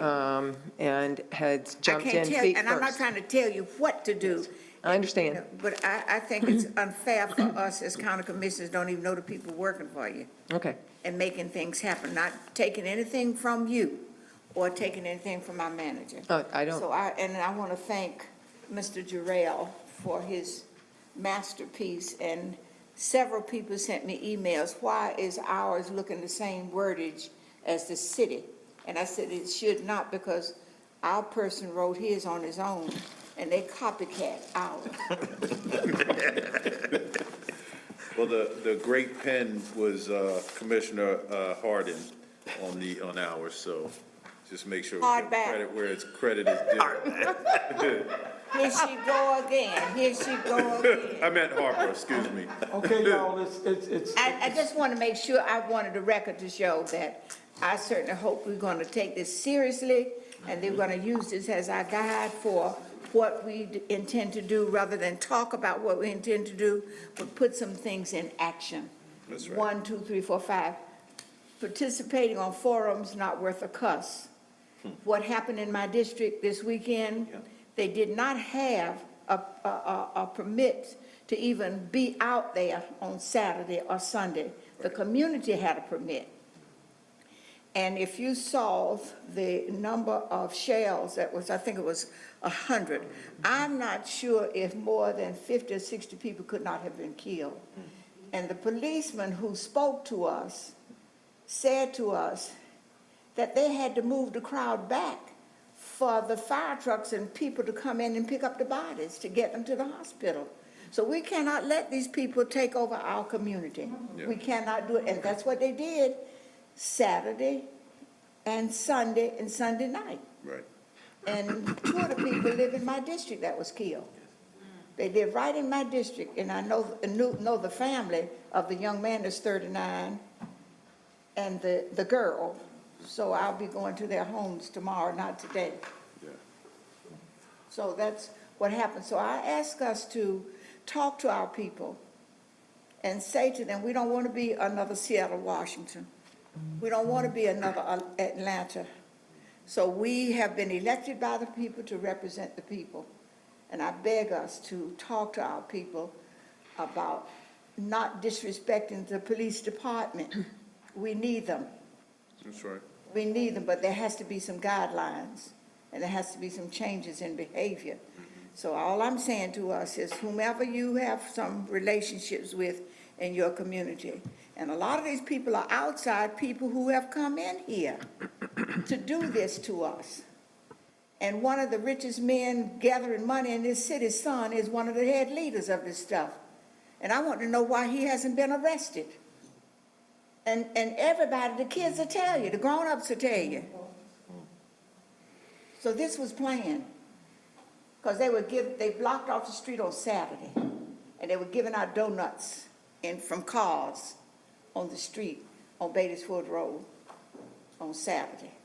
And nobody had stopped them until the shooting started Sunday night. Well, really it was Monday morning. So gentlemen, women, all of us who love this community, we got to do a better job of communicating. I called the city council representative of District 2, started yesterday morning, must have been about 6:30 or 7 o'clock in the morning. He did not call me until yesterday. It was today. He called me today, and I had been trying hard, and that was Mr. Graham. And I said, we have to work together. And I have a problem when those of us who serve the same people are not working together because we're trying to make things happen good for the people. Can't tell anybody how to run their business. But he's turning out like he did in Raleigh. He had the worst attendance record in Raleigh as a senator, and that's public information. And I told him I was going to talk about him, and I'm going to talk about it wherever I go. That the people are holding us accountable. Everywhere you go, people are holding us accountable as elected officials in this community. What are you doing? What are you saying? So we have to step up to the plate. Thank you for allowing me to do this. All right, Commissioner Susan Rodriguez McDowell. Thank you, Mr. Chairman. Gibby, if I could just go back to the 38% Hispanic. I'm really concerned about the Hispanic community and the 20 to 39-year-old category. And also about, I sort of wanted to just hear from you about hospitalizations and sort of maybe lack thereof in the Hispanic community. I think that the folks that are probably falling into this category are folks who don't go to the hospital, and, you know, they don't feel that they can. And so I just wonder, do we have a sort of a temperature on that? Like, do we have awareness of that? That is something that we're paying attention to. Wait, excuse me one second. I can't with you guys. Could you, this just distraction over here? Commissioner Leek and Fuller, we'll just wait for them to be done. Okay. We are paying close attention to that. At this point, there may have been one situation where somebody should have gone to the hospital and refused to go. We don't have the reason for that. We can make assumptions, but that's all they would be. The others who have needed to be hospitalized have. So we are paying close attention to that right now, and we're working with our hospital systems to pay close attention to that as well. Obviously, anyone that tests positive, we're interviewing and having conversations with them. We have brought in as many of our Spanish-speaking staff as possible to do that work so that they're not having to work through an interpreter. And we're looking at the possibility of actually hiring some temps that can help us expand that, because we know it's a better communication. And we get further in that communication. There's more trust. So we're continuing to work on that. We're having conversations with a number of folks in the community, from that community, about how we can better communicate and get information out. But there's always that concern. If we have folks who may be undocumented and afraid to go to the hospital, we just have to continue to try to work with them and help them be comfortable with that. I do know that the hospitals are trying to get that message out as well. Okay. All right, thank you. And then the other thing I wanted to ask you about is, and also ask Dina about, wasn't there in our COVID money, was there $1 million for face masks? Yes, and so we want to order them, but we also want to figure out the best distribution method. And so Commissioner Jarrell and I are meeting with some folks in the community later this week to talk about grassroots organizations and way we might be able to push that out into the community. Okay. So yeah, we just Okay. need a good distribution method so we get the outcome that we want. Well, it's funny, Commissioner Jarrell and I were on a phone call with Novant folks a few days ago, and one of them said, you know, really, we should have dispensers with masks that are just, you know, in public restrooms, and they're just like everywhere. Like, that's the future. Because even when COVID-19 is, you know, we have a vaccine or whatever, there's going to be another one. And so we should start gearing up our community that, you know, you can find face masks easily. And so, and I think dovetailing with the whole idea of our requiring face masks, you know, I think it'd be really important that we have a plan of how are we going to supply those to folks. And so I get that they're cheap and, you know, they should be readily available, but are they? You know, I think we really need to know that if we're going to require it. And so anyways, I think if that somehow, the $1 million allotment, it speaks to that as well. But I'd like us to think futuristically about, you know, what does it look like for those to be readily available for folks. Thanks, that's all I had. All right, Commissioner Hardin. Thank you. So I have 4 questions. I'll ask them really quickly. Do you have enough staff? No, we're in the process, well, a caveat with that. Right now, we have staff to accommodate what we need to do. As we expand testing, we're going to have more positives. We're working with the state and with some other entities to help us with additional staffing.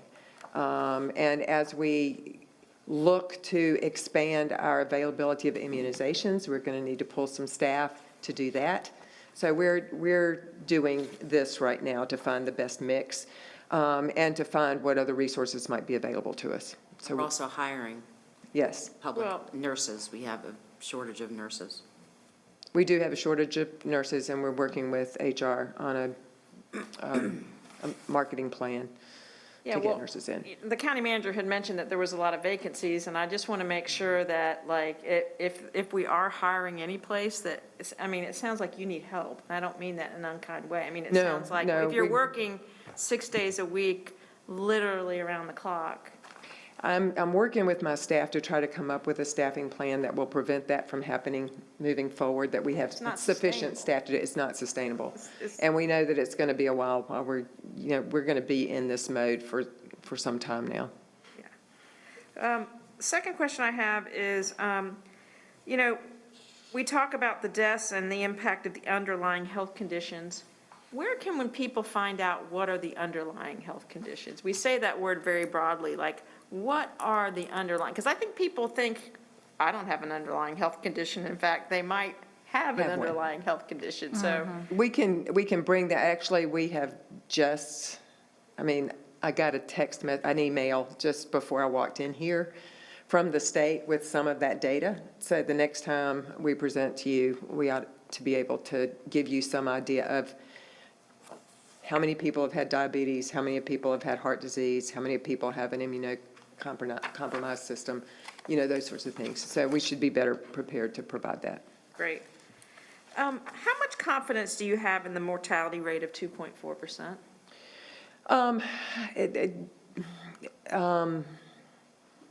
I think in our systems here, a fairly high confidence rate in that. We have had some questionable situations that have ended up with the medical examiner for whatever reason. Somebody died at home or something like that. And we've made sure that there's been testing when there needed to be. So I have a fairly high confidence rate there. People want to argue that with you all the time, you know, so it's important. I think it's very important for me to say, our health director has a very high level of confidence that our mortality rate is 2.4%. I think it's around 2.4%. And I will say, I think, you know, the care that people are provided in this community is excellent. And we've had people who have done well.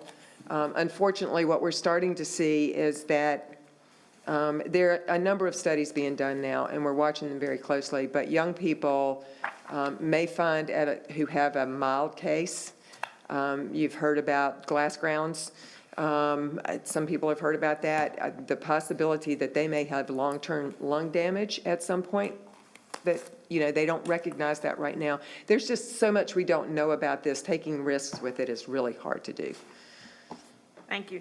Last question is, I'm concerned, and this is a long-term issue, but I'm just generally concerned about people's mental health going through this. And are we doing enough to deal with that? You know, are we, I think as we continue to go through the summer and into the fall, and I think it's just gonna, I think people are gonna start to just have struggling, you know, more than what they're struggling with.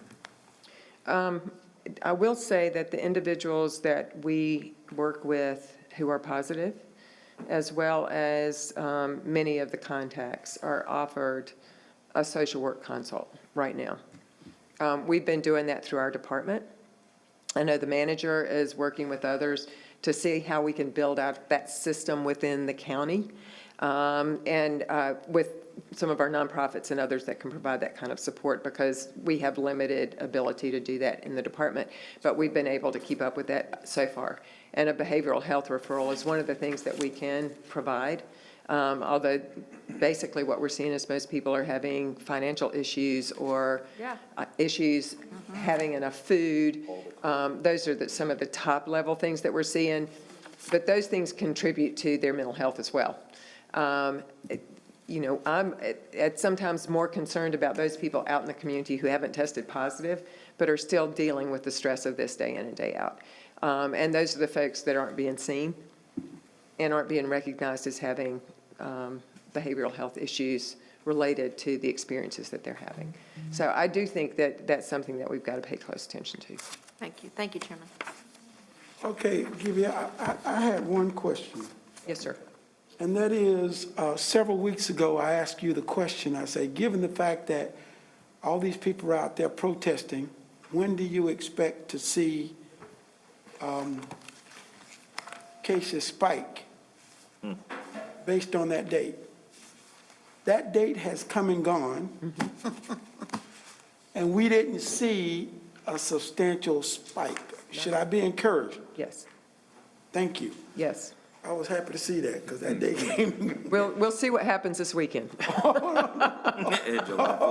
another date. Yeah, I know. All right. Well, thank you, Gibby, for that update. We certainly appreciate it. And Lincoln Heights Park. as has been suggested, you can't sustain that. So you need to think about either having somebody else be a spokesperson for you or doing something, but we Well, certainly appreciate what you do. I am taking the the manager's very strong recommendation, and I'll be taking at least a little bit of time off in July, so you'll see somebody else during that point in time, if not. And go someplace other than home. Yes. I mean, Asheville's a nice place to be, but. All right, thank you. Okay, guys, before we get into these appointments, which I expect will go rather quickly, let's go back to your homework assignment. And that is the task force. So that we're all on the same page. One of the things you should have is this list of 10 subject areas that we came up with. And so as you Chair make your nominations, I didn't print that out for everyone, but Oh, you it is, didn't? but the resolution that includes that list is included in everyone's packet. okay, it's included in the packet. I think Commissioner Fuller and the manager and I went through that. We wanted to make sure that these categories were included. So if you could, when you make your recommendations, make sure you touch each one of the categories. It's in the resolution, I'm sorry. And make sure you touch the resolution. And also, they have this one, don't they? Yes. Okay, in your packet is a listing of each one of the candidates that has their name, race, gender, age, the district, and their area of experience. All right? And then in the tally sheet, you will see that each commissioner's name is there beside each one of the candidates. So if you could circle your name in line with the candidate's name, for example, if you were going to do Samantha Becker, and I'm just using it as an example, and I was going to do Dunlap, I would circle Dunlap on the same line as Samantha Becker. All right? And then the last thing is, I think we want to give our clerk as much time as necessary to get this stuff back together. And so I want to be fair to everybody. I know you're not going to do it tonight, and some of you are going to do it tomorrow. Not tonight. So today is Tuesday, Wednesday. Tuesday, at least by Thursday or Friday. Okay, Friday is the deadline. Okay, If you don't have it in by Friday, it won't be considered. Okay? that's fine. Is everybody good with that? And Yeah, how many can we vote for, one or two? 23. up to. Up to And 23. the other thing is, I noticed that the manager's name is not on the list. So you need to add her name. I can just Why? do staff support. I don't need to be a member of. Right, I was gonna ask, We decided who decided? when we were in our meeting that she would be, that's why we got the 23. We got the 23 because, It was anyway. 2 of each category, 2 at large, and the county manager, because we needed an odd number. That's why we so that got there the wouldn't be 23. a tie vote. Thank you, Madam Clerk, for reminding me. That's how we got the 23. Okay. So, yes, you are a member of the committee. Well, I think we should talk about that.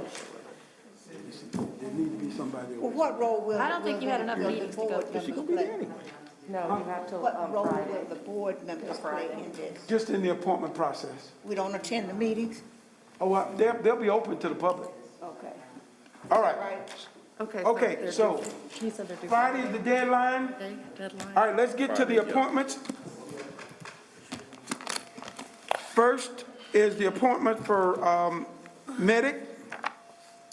The board will accept a nomination to appoint Dr. David Galloway, Chief Operations and Disaster Medicines from Atrium, and also appoint Michael Bryant, Assistant Manager, replacing Mark Foster. So moved. But they're not being elected together. Let's separate them. Do we have to? No, they are separate appointments, but they are being appointed to the same board. Yeah, Okay, Where is it? This is Wait a the- minute, wait a minute. the EMS, Mecklenburg EMS Agency. that should be the first one in your list of appointments. It's That's the it's a arts and separate item science. from that No, one. before you get to that one. It was a standalone for me. It was in the pile before all of the ones with the Chairman, it tab. was a standalone document That's why we should have done outside it of then. that big pack. Okay, All right. I see it, I got it. Okay. Okay, so that was the motion. Is there a second? Yes, sir. Second? Okay, moved and properly second. Have a question. All right. Who is David Calloway? Okay, Medic Board appoints its own people. We just have to authorize it. Now, when you say medic, you're talking about the hospital board? Hospital atrium. No, it's Medic's Board. EMS. Right, but atrium provides the. Oh, yeah, Atrium has the appointment, that's all. Well, that's what I'm saying, he heads that board, that's what, who used to sit on that board? Alicia Cole, Dr. Cole, the African-American female, Okay. So, and this is for how long? until they come back with another recommendation or until somebody's term expire. December 31st, 2022. I thought it said December 31st, 2022. Okay, it's been moved and properly second. All those in favor of the motion, let's see by show of hands. That is unanimous. Thank you. All right, moving on to the Board of Equalization and Review. Let's hear the report from the nominating committee first.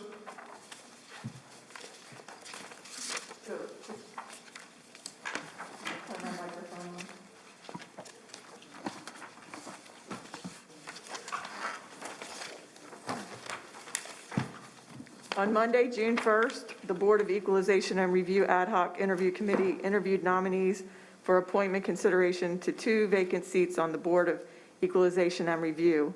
The committee was comprised of myself, Commissioner Harden, Commissioner Jarrell, and Commissioner Rodriguez McDowell. Commissioner Harden was not present for this interview. After interviewing the nominees, the committee recommends to the full board the appointments of Bailey Patrick and Chris Ward for 2 3-year terms expiring March 31st, 2023 on the Board of Equalization and Review. All right. What's the names again? Because I attended a meeting, so I came in late. Bailey Patrick and Chris Ward. And we also want to thank everyone, I think they had one other applicant. Thank you to every single person who applied. We really appreciate it. But those were our 2 choices. All right, you've heard the committee's recommendation. What is your pleasure? Move approval. Been moved and properly second. Any further discussion? Hearing none. All those in favor of the motion, let it be known by saying aye. Aye. Any opposes? The ayes have it. So carries the motion. There is also an ad hoc committee for the appointment for Central Piedmont Community College Board of Trustees Committee. So again, on Monday, June 1st, the CPCC Board of Trustees Ad Hoc Interview Committee interviewed nominees for appointment consideration for 1 vacant seat on the CPCC Board of Trustees. The committee was comprised of myself, Commissioner Harden, Commissioner Jarrell, and Commissioner Rodriguez McDowell. After interviewing the nominees, all excellent nominees, the committee recommends to the full board the appointment of Jim Dunn for 1 4-year term expiring June 30th, 2024 on the CPCC Board of Trustees. All right, you've heard the recommendation. What's your pleasure? So moved. Moved and properly second. Any discussion? I just want to lift up one thing, Mr. Chairman. We have been talking about voting, and that was one of the issues that came up with the appointment. I'm just lifting it up, that all of us are saying people need to go to the polls and vote. So I hope we will never say to a candidate that you don't have to vote, because we do need people to vote. God knows we're begging people to vote in the elections this year. So Commissioner Harden asked every single candidate that question. All right, thank you. All right, you heard the motion. All those, it's been moved and properly second. All those in favor of the motion, let it be known by saying aye. Aye. Any opposes? The ayes have it, so carries the motion. Unopposed. Okay. Who opposed? Pat Cotham, one said no. Okay, moving on to Arts and Science Advisory Council. No, we got one more. We forgot. Library. Oh, I'm sorry. Yeah. I turned too soon. Okay. On Monday, June 1st, the Library Board of Trustees Ad Hoc Interview Committee interviewed nominees for appointment consideration for 1 vacant seat on the Library Board of Trustees. The committee was comprised of myself, Commissioner Harden, Commissioner Jarrell, and Commissioner Rodriguez McDowell. After interviewing the nominees, the committee recommends to the full board the appointment of Amy Hawn Nelson for 1 4-year term expiring June 30th, 2024 on the Library Board of Trustees. All right, you've heard the recommendation. What's your pleasure? I have one, I guess, unreadiness. No one, to my knowledge, called me about that. I am a librarian by profession. I have done more in libraries in Mecklenburg County than anything, so I'm saddened that no one called me to serve on this board. But go ahead, I'll carry on. Okay, so what's your recommendation? To move forward with the recommendation. All right, is there a second?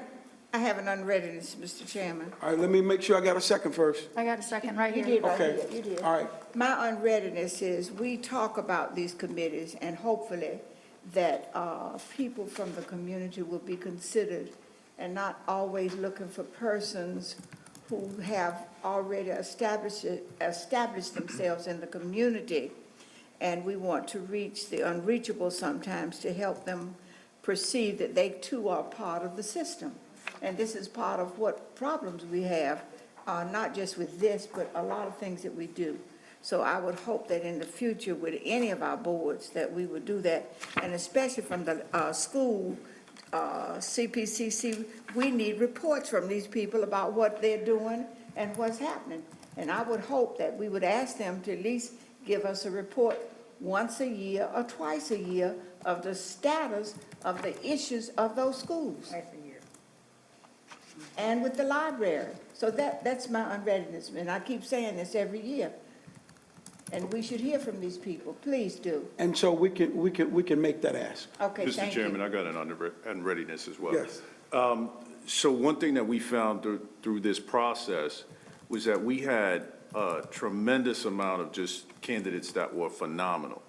I mean, phenomenal. And one of the things that we've done as a board was we appointed a committee, Mr. Chairman, you appointed a committee to look at our current processes as it relates to appointments. And so I really think that we need to get back to that, because there was some discussion That's true.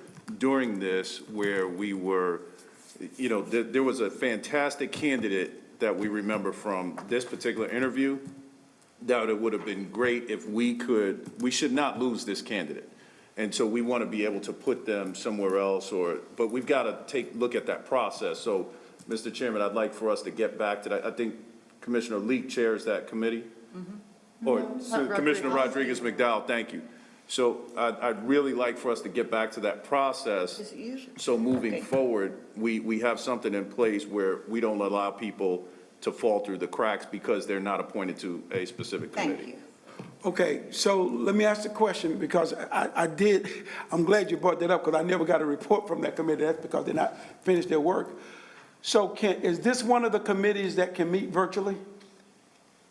The last meeting we had, Mr. Chairman, the last meeting we had was with Sharika was at the meeting we had. The last meeting we had was March 12th. Was March 12th? And then the next week, everything went remote. So if I will get with the chair, Rodriguez McDowell, and we'll come up with a date, and we'll contact the committee members, and we'll put together a virtual committee meeting in the next couple weeks. All right, If thank that works for everybody.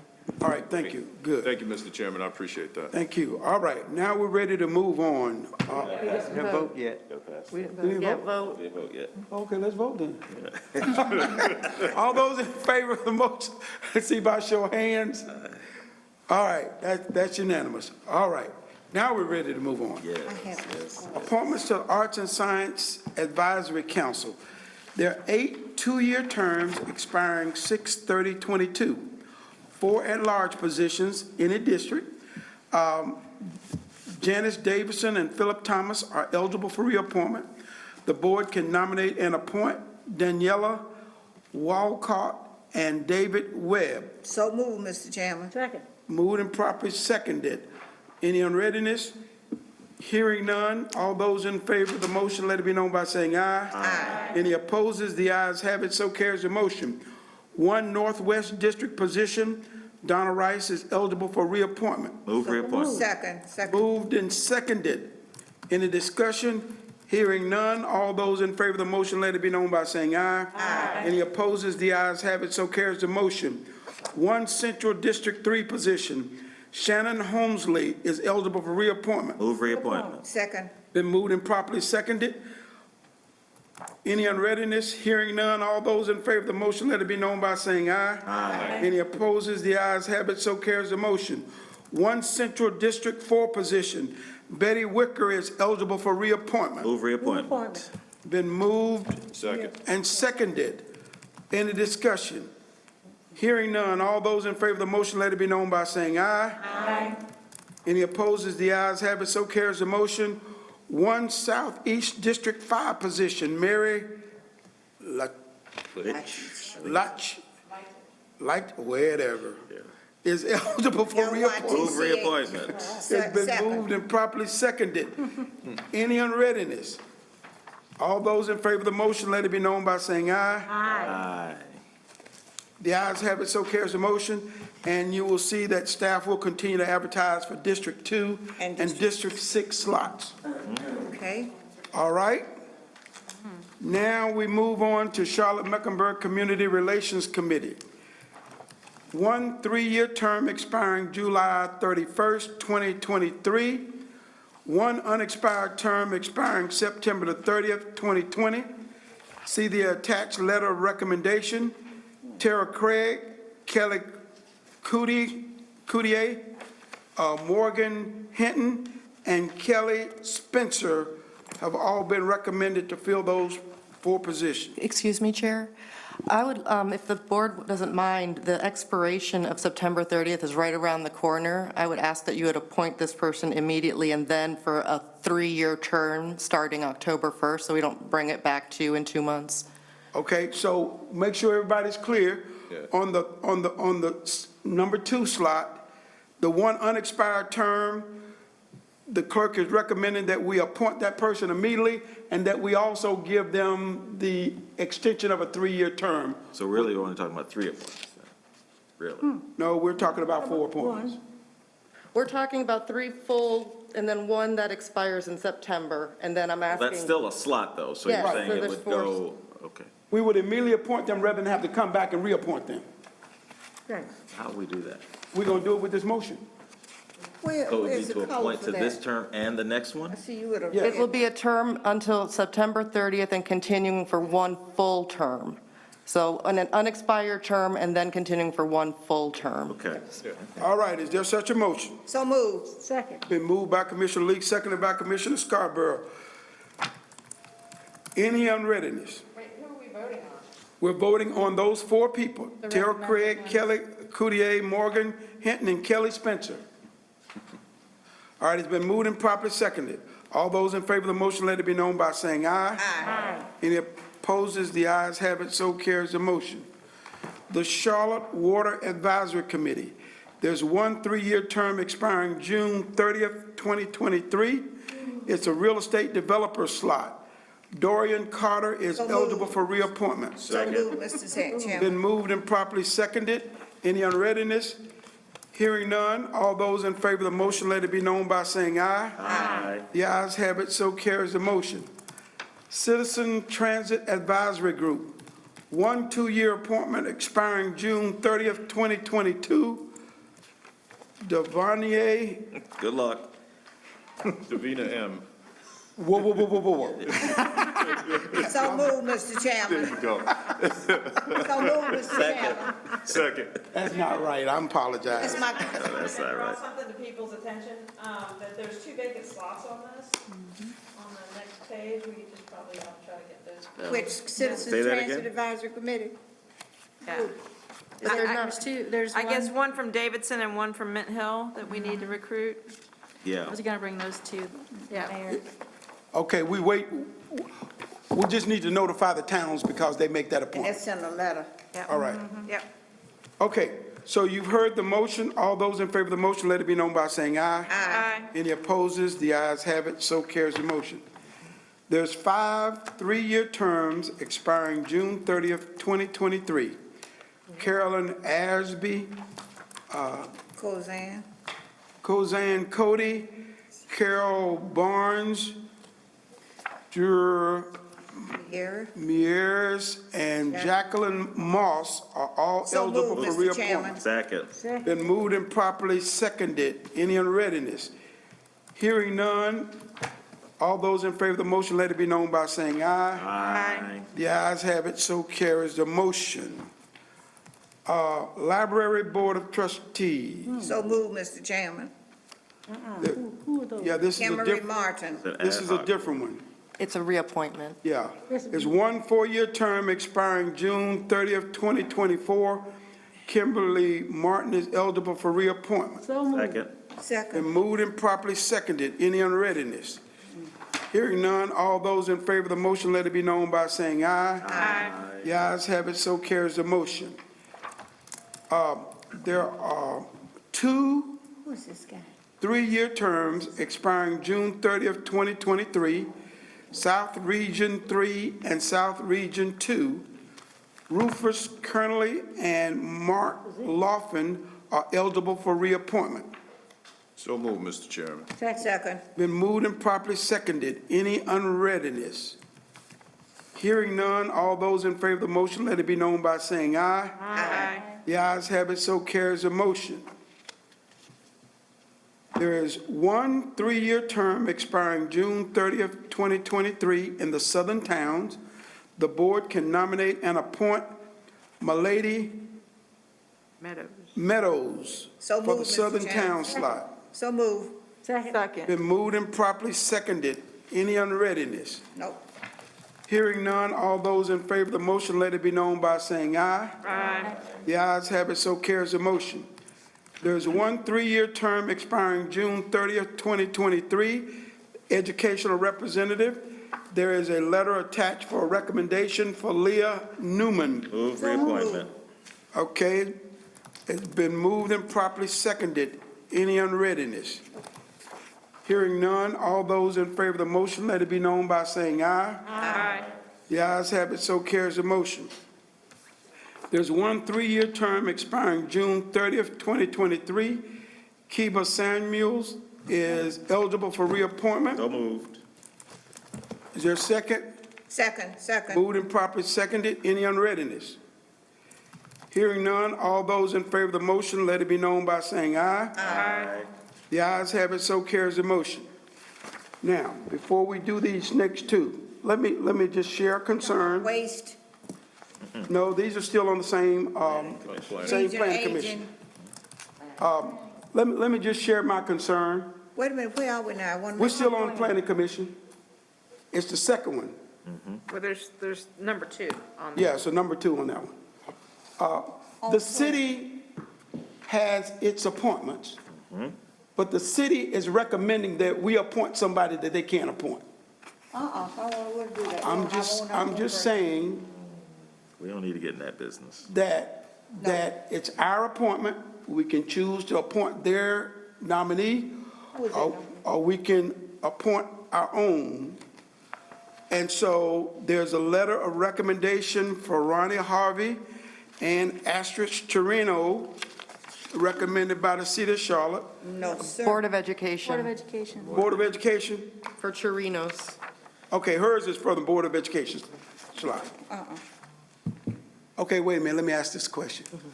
The Board of Education slot is from the Board of Education, Correct. so we don't have a choice in that one. Huh? Right, they make a recommendation to Yeah. you, and then, but We don't want her. the board actually, you guys actually do the appointment, but they make it's their recommendation. I see. Okay, so moved. This is a powerful position. You're talking about a planning for this county and this city. And we put these people on there, and we don't know what they're doing, how they're doing, because they never come back and talk to us. So, just for information, some of you may have seen this earlier today. We had two additional nominations that were not included, but they met the deadline, and both of them are professional planners, This requires interviews, too. and it requires interviews. All right. So for these 2, we can delay it and interview So move, Mr. Chairman. and bring back. Okay. And we interview. Got an interview, right? Interview the 3 Yes. people that are eligible? Okay. Well, there are I'm how making a many? motion that that's what we do. Okay, hold up, what's Commissioner on the Durrell. Yeah, I need to clarify something. Madam Clerk, you said that the Board of Education made a recommendation. Do we have a choice in that one, essentially? Yes. We still have a choice in that You one. you still do. They still have to interview. They still have to interview regardless. So Okay. what the All right. clerk is suggesting is that we interview all candidates, essentially. So everybody's Wait, going to whoa, be whoa, whoa, whoa, interviewed, is what we're saying. Yes. Sorry, but we're not taking away the Board of Education. It's a nomination. It's a nomination. Everybody has to go through the interview process, and the interview That's committee right. will make That's right. recommendations to the board. Okay, move So we on. could They have to be essentially interviewed. put somebody in that slot if we decided to. But why would we change if the Board of Education has made a recommendation? We don't have to take that Why? recommendation. But could, Okay, yeah, let her I'll be quiet speak. when I get ready. well, it's just you're interrupting all the time. Okay. So- Well, you're not gonna stop me from talking, I'll tell you that. Okay, Commissioner Rodriguez McDowell has the floor. I have a concern that, you know, everything that the Board of Education is getting blocked on because of, I feel like we're not being in the spirit of cooperation with our, you know, this is an appointment that they have already made, that they have already selected, and it was their choice. I just don't understand the process of why we would interview their recommendation. Okay, I'll explain And it that's to you. where I need And this is an excellent clarification. candidate, too. So- Okay, I'm not questioning that. Our process is, in order for the Board of County Commissioners to appoint you to the Planning Commission, you must go through the interview process. That's our process. So they have a nominee that they want to be interviewed. No different than Central Piedmont had a nominee that wanted to be interviewed through our process. So nothing has changed. Okay, I thought it was different because some are designated as, you know, from that body, as opposed to some people that just give a recommendation. Do you know what I mean? Like they have a slot. I understand. So I thought it was different in that way. Okay, so the recommendation, so we get back to where we were, the recommendation is that all candidates be interviewed. That's right. And so I'll appoint an interview committee that will, I'm a volunteer. that will interview, that will interview all of the candidates.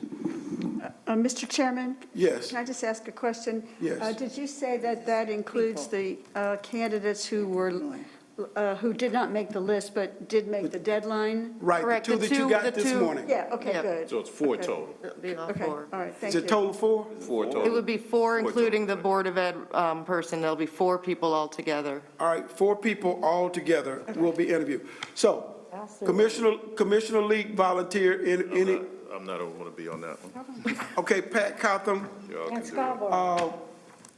Commissioner Harding, and Commissioner Rodriguez McDowell, four people, all women. And Aaron Barbie's listed twice And on they're there. not all new. It might be a system error, I don't know. I'll look into that. I think it is, but we're getting a new Thank you. system soon. But I'll check into that. Okay. So the one person that we did reappoint was Kiba Samuels, and the other persons will go through the interview process. Still have to vote On what? Oh, on all 4 people. being We're just interviewed. nominating today.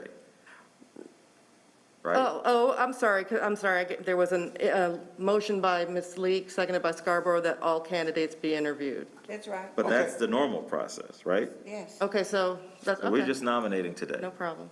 Okay, all right. Moving on. I want to make sure I understand this one. Region F Aging Advisory Committee, 2 two-year terms expiring June 30th, 2022. Delegate slots. So Deborah Atkinson and Jeffrey Dean are eligible for reappointment. So for move to delegate reappoint. slots. Mr. Chairman. Okay, been moved and properly seconded. Any unreadiness? Hearing none, all those in favor of the motion, let it be known by saying aye. Aye. The ayes have it, so carries the motion. So this was the one that I got mixed up. This is the Waste Management Advisory, and there's one 3-year term expiring June 30th, 2023. The board can reappoint Martin Doss as recommended by Charlotte City Council. Did we ever address the issue you raised on the last one?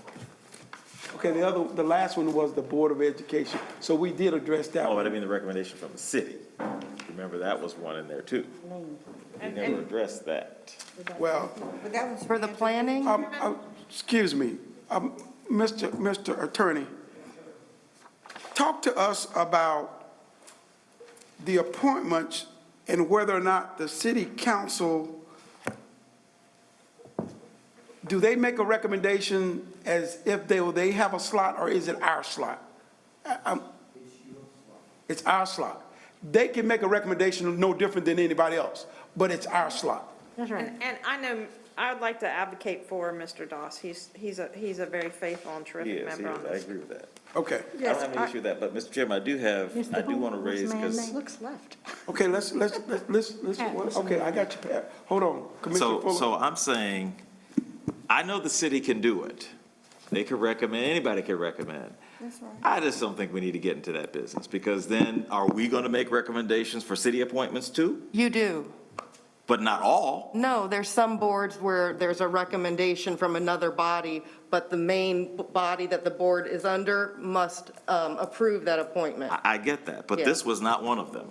Yes, this is. The city gets 2 recommendations, each town gets 1 recommendation, and the rest are solely up to you. But I So thought the there's- city made their own appointments. No, the Waste Management Board did a No, reorganization. I meant the planning commission. I meant the. Oh, planning you're, commission. The planning gotcha. commission. Okay, yeah.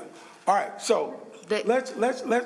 You're correct. Let's not start that. Let's honor the commitment that we have. This is the city's recommendation. So the chair will entertain a motion to reappoint Martin Doss as recommended by Charlotte City Council. So moved. All right, been moved, is there a second? Second. Moved and properly seconded. Is there any unreadiness? Hearing none, all those in favor of the motion, let it be known by saying aye. Aye. The ayes have it, so carries the motion. That completes our agenda for the night. Is there a motion Move to adjourn. Adjourn. Moved and properly seconded. All those in favor of the motion, let it be known by saying aye. Aye. Any opposed? The ayes have it. Homework, Friday. By the way, can you send that, Emily, electronically, so that, because I was thinking about how am I going to get back to you? Yeah, how do we get this? Is there? You could just type a list to me. Okay, all right. You could just type it in You are an very email. loud, Jan. Take a picture. Aren't you